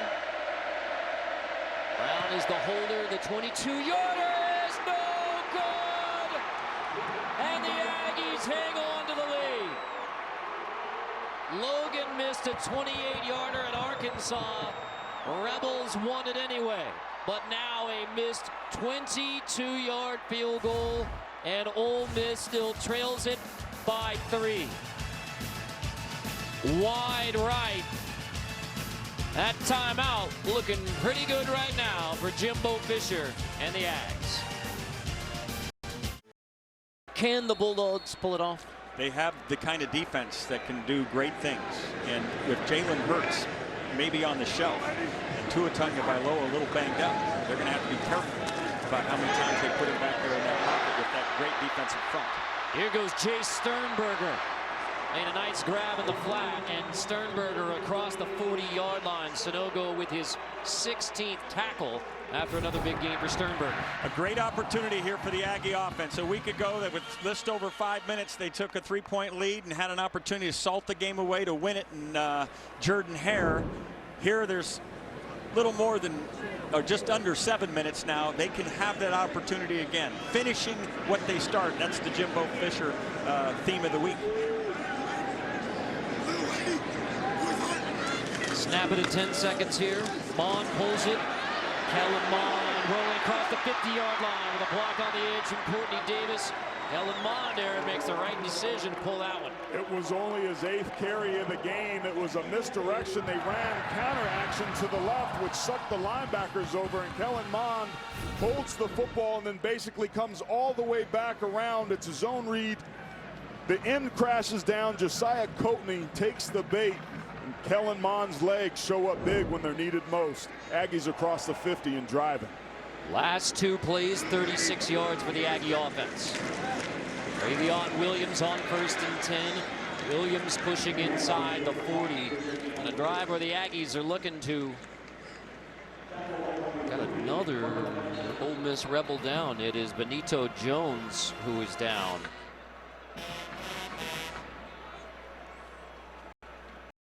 Jones getting back to the Ole Miss sideline as the Aggies look to score and run some clock on this drive. There is there directly over the center, just gets rolled over. Hard to see exactly what happened there, but in the middle of your screen, number 64, and then the left guard comes over, just gets put on his back and rolled over the top. It's dangerous down there in them trenches, boys. He's had a nice game. What's it like, Dad? What's it like, Dad? You better buckle your junk and bring your lunch, I'll tell you that. So now you see the clock rolling. Rick, you pointed out, reset to 40 because of the defensive player injury. Right. Don't want to ever give the impression that the defense can feign an injury to gain time on the clock. Williams, right side, sheds away from Sanogo. Williams inside the 15, but a flag is down. The missed tackle by Sanogo allowed for the big run, but then Trevor Wood, I wonder if that was a hold on him, the tight end out there on the outside edge. Personal foul, face mask. Face mask. 46 defense. Half the distance to the goal from the end of the run, automatic first down. I think that's going to be on Coatney because 46, Sanogo, nope, there he is with his left hand on Travion Williams as he missed that tackle. That's a double minus on the play for a guy who's been all over the field this afternoon with 15+ tackles. 16 now, number 46 has had today for the Rebels. Just a costly mistake, gives terrific field position for an Aggie offense that needs it. Absolutely want to take as much time as you can take and finish this drive. With a touchdown. Is what I meant. But I appreciate you making the clarification. Been a challenge for him. Mond hands to Williams inside the 5. Well, the red zone's basically the difference in this game. Ole Miss, 1 for 3 touchdowns. You got a touchdown, the fumble, the missed field goal. And A&M touchdown, fumble, made field goal, 24-21. I mean, that's the difference, is the red zone. Ole Miss is hoping lightning strikes twice. They picked one up and went 94 yards down the other end in the 3rd quarter.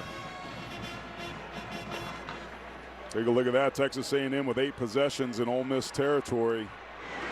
You like the points that they put up, but the 2 punts and the 2 turnovers are not how you win ball games. On 2nd and goal. Fake it, toss it, and it is caught. Touchdown. Courtney Davis finishes off the Aggie drive with a Texas A&M touchdown. Beautiful little play action fake here. Just going to drop the ball to the back line of the end zone. And Davis does the rest. Beautiful job. Just looked like it was a bust on that back end because Davis came completely wide open. Sanogo needed to drop a little bit deeper if he was responsible for that part of the field, but just a well drawn up and executed play for Texas A&M to finish that drive, Chris. Sonogo has no chance. It can be a run stopper as well as a play the back line. Puts a lot of pressure on him. Seth Small, PAT, second touchdown grab by Courtney Davis.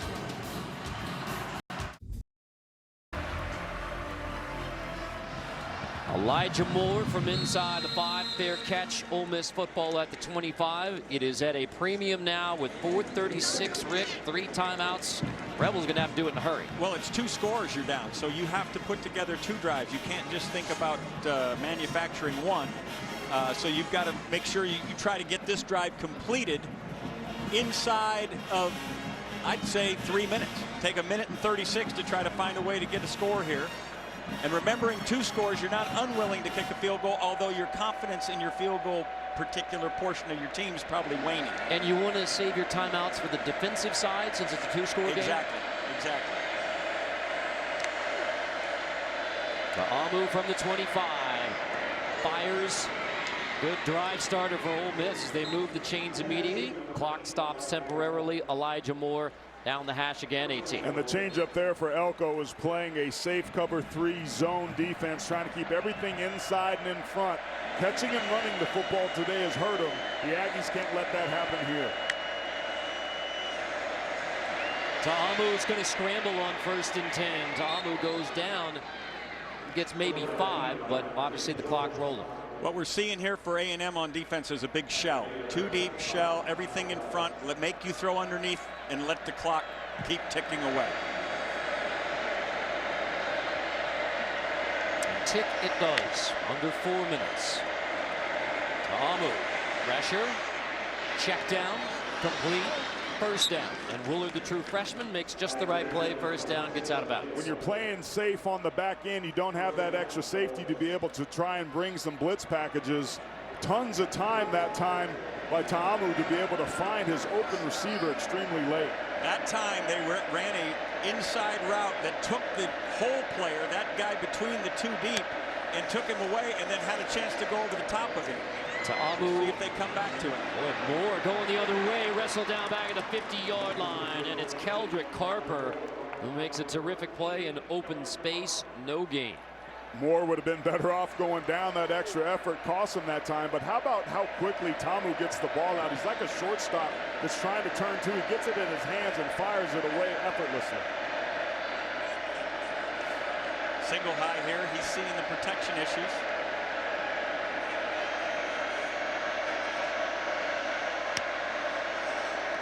The 12th man behind the Aggies. Ta'amu is going to take a shot. Downfield, Brown. It is caught inside the 15. Brown goes and gets it over Miles Jones again. That's been the thing that's been hurting this defense all season long. The key, Jones can't be in better position, even face masks A.J. Brown, who does a great job of getting that big body on the ball and coming up with a huge catch on a 50-50 ball here deep in the red zone. Over 1,000 receiving yards now in his junior year. The same opportunity into the boundary here. Ta'amu scrambles. He has room. Ta'amu pumps, still behind the line, so he tosses it where nobody can catch it, including Octavius Cooley. So 2 minutes, 22 seconds. Rebels need 2 scores. And A.J. Brown is actually just past Shea Hodge for the Ole Miss career receiving yards record. That can wait till after the game for A.J. Brown. He just wants to get in the end zone to give his Rebels a shot. Quarterback draw, not a bad option here too as they spread out. 2nd and 10. Zip complete. Out of bounds. That's Elijah Moore. Moore gets out of bounds. You're outside of 2 minutes. So 3rd down coming and the clock starts rolling as soon as they reset it, even though Moore gets out of bounds outside of 2 minutes. And remember, Ole Miss can still get a 1st down here, not by much. The 1st down marker's at the 1-yard line. They're going to be running out of time here with just over 2 minutes. They got to find a way to get it into the end zone. Ta'amu, fade, Brown in zone, juggled and incomplete. Miles Jones able to give Brown just enough opposition to force 4th and 6. The kicking unit will come on after Luke Logan missed a 22-yarder his last trip out. Just a great job of Jones not giving up on the play. He got beat to the outside with a relatively clean release, but he stayed alive in that last push. Even though Brown is trying to come down with that football, he got him out, forcing the field goal. Good stop that time by the Aggies. And now Luke Logan. A big opportunity for a bounce back. This one from 24, and the sophomore drills it from 24. So you get 3 rather than 7, but the Rebels still have 3 timeouts with 1:51. Now can they get a stop on D? Monday on CBS, critics call The Neighborhood daring and laugh out loud funny. Catch a new episode of The Neighborhood Monday, 8, 7 Central, only CBS. The fact that Ole Miss gets points on the board and Matt Luke still has 3 timeouts, that dictates what's going to happen in the last 1:51, Rick. I think they'll kick it deep here and put it on their defense to get a stop. And what Matt Luke needs to say now to Wesley McGriff is, I've got your back. Don't worry if they throw it over the top of us and score a touchdown. If that happens, I'll take the blame in the media room after the game. You got to go in there and commit people to stopping the run, assuming that we got to assume Jimbo Fisher's going to try to run the ball, again, trying to build a culture here at Texas A&M about finishing. So I think that's exactly what has to happen, although they're lining up with a ball on the ground as if they are going to absolutely kick an onside. And so the Aggies hands team out there. Travion Williams is in fact back for Texas A&M. We'll see if the Rebels actually do onside kick or whether this is a bluff. It is an onside kick, and the Aggies have it at the 46-yard line. And Trevor Wood gets on top of the football. So even with the 3 timeouts, well, it's a field position issue. I mean, he probably felt because his defense has played so many snaps, I've got to take a chance to get the ball back here. I can still get it back. The offense can have to go the long length of the field, but I'm willing to take that chance given the opportunity to get it now. I think the call would have been to kick it off there because you have 3 timeouts. Remember, this defensive line has been doing a nice job these last couple series of controlling the line of scrimmage. Obviously, in an obvious run situation, I would have liked that matchup to see Ole Miss's defensive line go one-on-one with Texas A&M. Now they don't have that option with really good field position here with the Aggies. The SEC's worst defense looking for a critical stop. Williams at his 31st carry, and it opens up wide for Williams inside the 20, and Travion Williams with an Aggie exclamation point. Touchdown, Texas A&M. The Aggies winning the 4th quarter. Uncanny how Jim Turner, the offensive line coach, and Jimbo Fisher have made this lead play, this fullback offense go in the short amount of time they've been here at Texas A&M. They didn't have fullbacks and tight ends in this offense for the last several years in the Kevin Sumlin era. They have found a way to do it and do it unbelievably well. But it's a bender play, Rick. They start out to the left and come all the way backside. That's a very unconventional look that creates a lot of pressure for a defense. You have to be gap sound. Ole Miss wasn't, and they paid big. Texas A&M learning to finish, something that Jimbo Fisher wanted. That's the way you do it. Aggies celebrating all the way from College Station to the Corpus Christi Bay by 14 in the 4th.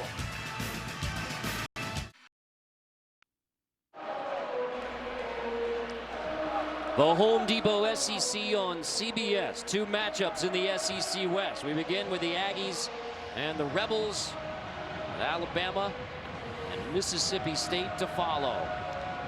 Well, now hindsight, we can look at Ole Miss and the decision to onside kick, give the Aggies a short field, and Texas A&M walks into the end zone 18 all but put it away. Finishing was the thing that Jimbo Fisher talked about. It's a learned skill. It's about sensing that you have the opponent on their heels and putting the game away. That last play is a perfect example of this team doing that. Coming up next, the Home Depot SEC on CBS brings you the best game from the best conference. 16th ranked Mississippi State, #1 Alabama. Last year, the Bulldogs had Bama on the ropes until the Tide pulled off the win with a dramatic finish, just 25 seconds remaining. If there's any good news for Ole Miss, they didn't use a timeout. They have the same formula. They've got to go down and score quickly. They still have 3 timeouts to get the ball back. They're just down to $1:39 right now. That's going to be tough to get those 2 touchdowns. try and tie this thing up given this situation. Start with an incompletion intended for Lodge. When you're in this kind of situation, though, you cannot throw underneath. You need to be throwing the ball past the stick so that the clock will stop as they administer the change. You can't keep throwing those balls underneath unless you're going to use your timeouts on this particular drive. Again, 2 touchdowns down, you would like not to. All their big plays early on in this game were in catch and run situations. Maybe that's what they were looking for there, but something like that. Yeah, you're past the sticks, the ball, the clock stops, and here they come. Perfect. Ole Miss likes to play hurry up, so build for it, but this is an extreme hurry up situation. 1:20, you're down 2 touchdowns. Nothing over the top, almost picked to seal it. And how about Debione Renfro, who has been maligned and given up some big touchdowns this year? He nearly sealed it for the Aggies with a pick. Almost had a chance to bring that ball down, but finishing on the ball and those ball skills, that's another perfect example. You like the pass breakup, but you like even more if you can catch it and end this game. Nearly had another chance, and a flag on Renfro coming. He was thinking about it. The offhand got on the back. Mike Elko now deciding to go with 3-man pressure. Defense number 29. Ball will be placed in the spot of the foul. Automatic first down. You wonder if he was feeling a little bit overconfident trying to break on the ball there, but just was there a little bit too early. And Rick, back to your point of the 3-man rush, they started doing that the series before, being a little bit more conservative, wanting to keep everything inside in front of them. Go ahead and catch it, but we're going to make you earn your way down this field to bleed the clock.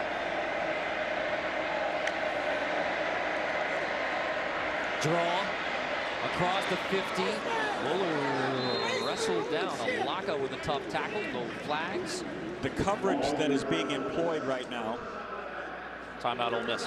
The coverage being employed right now by A&M is what we call Tampa 2, which was used in the old days by the Tampa Bay Buccaneers with Derek Brooks, who would run down the center of the field and become, in essence, the center fielder. They're just pre-dropping him right now, Aaron. They're just put him down there and are holding with eyes. So it's a cover 2 shell, 5 underneath, rerouting all the receivers, and then playing an umbrella on top of everything, trying to keep from anything getting behind them. And it's a good adjustment because when they were playing man coverage and being aggressive, it was the catch and run stuff, particularly on the perimeter, that was really hurting this defense.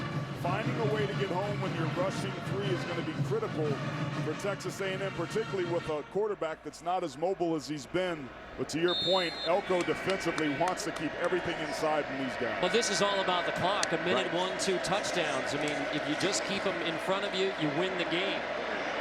And so Ta'amu, there's nothing over the top, and now you're dropping everything underneath, and you're under a minute, and it would take a huge bust by the Aggie defense at this point to give Ole Miss a chance. This is all well and fine for the stats. Guys putting more yards in the stat book, but you've got to get behind them, and you've got to take a chance here to have any hope of gaining a chance to get back in this game with an onside kick and getting the ball back. You've got to score, and you've got to score now. You're almost 4 verts at this point? Absolutely. Ta'amu to the outside. That's first down, but 51 seconds, and you're nowhere near the end zone. I like Ta'amu's ability to be able to push the ball downfield, but when you have a defense that's playing so conservative, and what's going to get interesting is we get closer to this goal line, this field's going to shrink, but some of those intermediate routes could open themselves up because the Aggies are so concerned about getting beaten deeply. It's all 2 touchdowns. You can't afford that. You've got to take a shot, and you've got to take it now. Ta'amu with the clock ticking. He's rolling. Ta'amu is just going to dump it out of bounds. Nearly took the sack. 42 seconds. And, I mean, this is miracle time now is what Ole Miss is hoping for. And for Jimbo Fisher, who spent this week talking to his team about Michael Jordan and dominating, and about the Detroit Pistons and how they didn't just want to beat you, they wanted to demoralize. He went to 1980s NBA talk to try and fire up his team after the 10-point loss. Don't laugh about the 1980s, Aaron. Hey, there were some of us that 1980s. Were wearing puka shells not so very long ago. He also made a Rodman reference, and I was there in the south side of Chicago in the early 90s as well. I just don't understand these throws right now, given that you're 2 touchdowns behind. It's almost academic at this point. You've got to take some vertical shots. You have to score a touchdown, get the onside kick, and somehow score another touchdown just to tie this thing up. It's just going to be a little too little, a little too late. But to Matt Luke's credit with his team, these guys are still out there playing hard. They put themselves in this position without their leading rusher, Scotty Phillips, today, and a quarterback with a bum leg. Big hit, inbounds. Ole Miss will have to use Miles Jones on the outside. Ole Miss will have to use a timeout. One left. 2-touchdown game with 31 seconds and 4th down coming. And now it is time for the play of the game, presented by Napa Auto Parts. And I tell you what, Travion Williams has made a few. 228 rushing yards, but this 46-yard TD all but iced it for the Aggies. And it was a lead, as Rick alluded to, but Cohen Gillespie doing a beautiful job from that fullback position, coming up huge with blocks all day long. It's not just Travion Williams, who's a terrific runner. This offensive line struggled, but they hung in there. Jim Turner's unit has to feel good about the production that they ended up finding. But Gillespie, it's been all about him. He's had a magnificent game. And should they hold on to win here, what a great first year for Jimbo Fisher. I mean, literally could have won all but one game. The only game they were really out of was that game against Alabama in Tuscaloosa. And then an eyelash of beating Clemson here in front of a sellout crowd. And to come back and now have 3 in a row to finish the season, 3 in a row at home. If they hold on and win here, they get UAB here next week, and Bill Clark's team is anything but a shoo-in. They are playing fantastic football. And then they finish with LSU. And what a monster win that would be in front of what promises to be a sellout crowd. Now, Matt Austin and his crew, they've gone back to a replay here. The Ole Miss sideline was asking for a targeting call on that last play, and we'll see if replay officials both here in College Station and in Birmingham agree with Matt Luke and Ole Miss whether there was targeting on this play on Jones. Could be. Interesting there, because the top and the crown of helmet of Jones's head does make forcible contact with the head and neck area. Doesn't look like he's trying to spear, but there was contact with the crown of the helmet nonetheless. That happens right in front of the Ole Miss sideline, which is why no flag was thrown. But replay can call targeting even if there's not a flag on the field. So that's exactly the scenario you have here, is stop it down to check to see if that is targeting on Miles Jones. And that's one of those bang-bang plays. We're looking at it here in slow motion, but Jones just simply reacts and wants to make the tackle. There was no malintent there whatsoever. In real time as a defender, this is where you get frustrated, because you're sitting there trying to make the perfect wrap-up textbook tackle. It looks as if he's trying to keep his eyes up, which is the coaching point, and then he's trying to hit the midsection of the receiver, and unfortunately they hit headgears. And this was something Jimbo Fisher talked about this week in the targeting review. This game, 31 seconds. If it is targeting on Jones, ejected from this game, and he would be out the first half of UAB. We just talked about how UAB is a formidable opponent, and 8-1 coming into today. Right, and yes, the last 31 seconds of this football game mattered, but Jones would be out the first half of that game as well, just as you were trying to find an answer, starting to find an answer there at corner in Miles Jones. And so, yes, this is, 15 yards first down here, but listen, we're trying to make the game safer, and we're all for that. I'm just saying I feel badly for some defenders, because it almost always falls on the defenders, although we lost an offensive player in this particular game. But that is a bang-bang play, and he's trying to do everything the coaches taught him to do. And I guarantee you, if this is targeting on Miles Jones, Jimbo Fisher is going to have something to say about that this coming week. He certainly is. After review, there was targeting on the play by number 10 of Texas A&M. Number 10 is disqualified. Penalty reinforced, 15 yards, automatic first down. One of the interesting things I noticed at the end of the play is Miles Jones, all 185 pounds of him, kind of swolled up over Elijah Moore.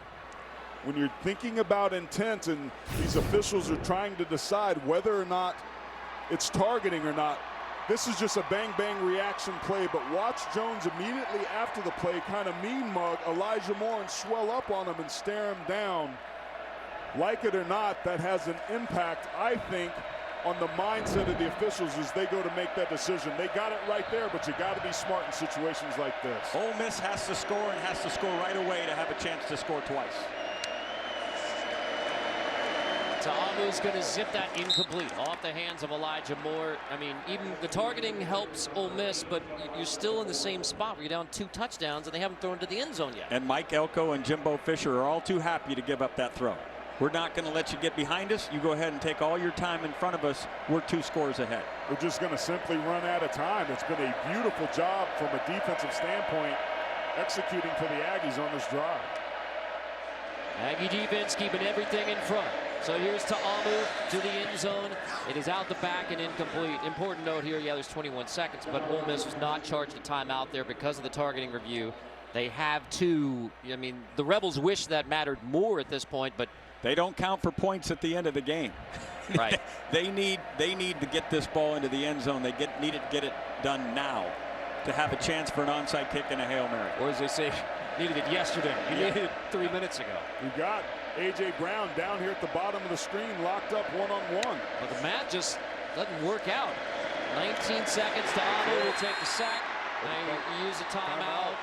15 seconds. 2 touchdowns, 15 seconds. Haven't got it there yet. The Aggies are going to be bowl eligible. They're going to get their 6th win in Texas A&M after losing a 10-point lead in the 4th quarter last week. And you go back to just a couple of weeks ago when the Aggies were 16th in the country, and then Mississippi State and Auburn, and the picture has changed.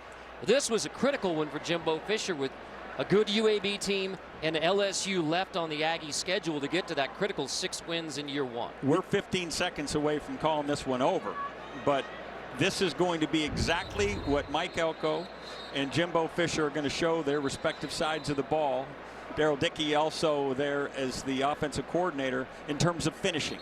Both sides of the ball have had their problems today, but in terms of finishing with 7 minutes and change left, they got it done. And appropriately that it was Dalen Mack, the senior from Gladwater, Texas, who's been stepping up his game all season long, that got home and got the sack that brings up this 4th down situation. It's just, this is the thing that they've been trying to do. You just hope that one of your big bodies can go up and snatch this ball in the end zone. Underneath again in 9 seconds, 8 seconds. Short of the first down. Ball game. A stat stuffer. Apparently used the last timeout. Stopping it was 6 seconds. Well, anyway, it's the Aggies. The point is the Aggies will win with the switch here now, getting back on offense. The Aggies can just take a knee, but you don't finish at Mississippi State, don't finish at Auburn, come back home for the first home game in over a month, and the Aggies 17-3 in the 4th, Rick, to pull away from Ole Miss. Great job by both sides of the ball. Lots to correct, but this is what they're looking for. And for Ole Miss, listen, there's not a bowl at the end of the season, but 2 big games coming up. Vanderbilt and obviously the Egg Bowl against Mississippi State. Look for them to play very, very hard down the stretch. There will be a bowl game for Texas A&M for a 10th straight season. Aggies did not play perfect. 2 turnovers in the 2nd half kept the Rebels in it, but Jimbo Fisher and the Aggies with a 38-24 win over Ole Miss to make it 6-4 on the year. So for Rick Neuheisel, Aaron Taylor, John Schriffen, I'm Carter Blackburn saying so long from College Station. You've been watching the Home Depot SEC on CBS. We'll get you back to Adam Zucker and company for the State Farm College Football Today.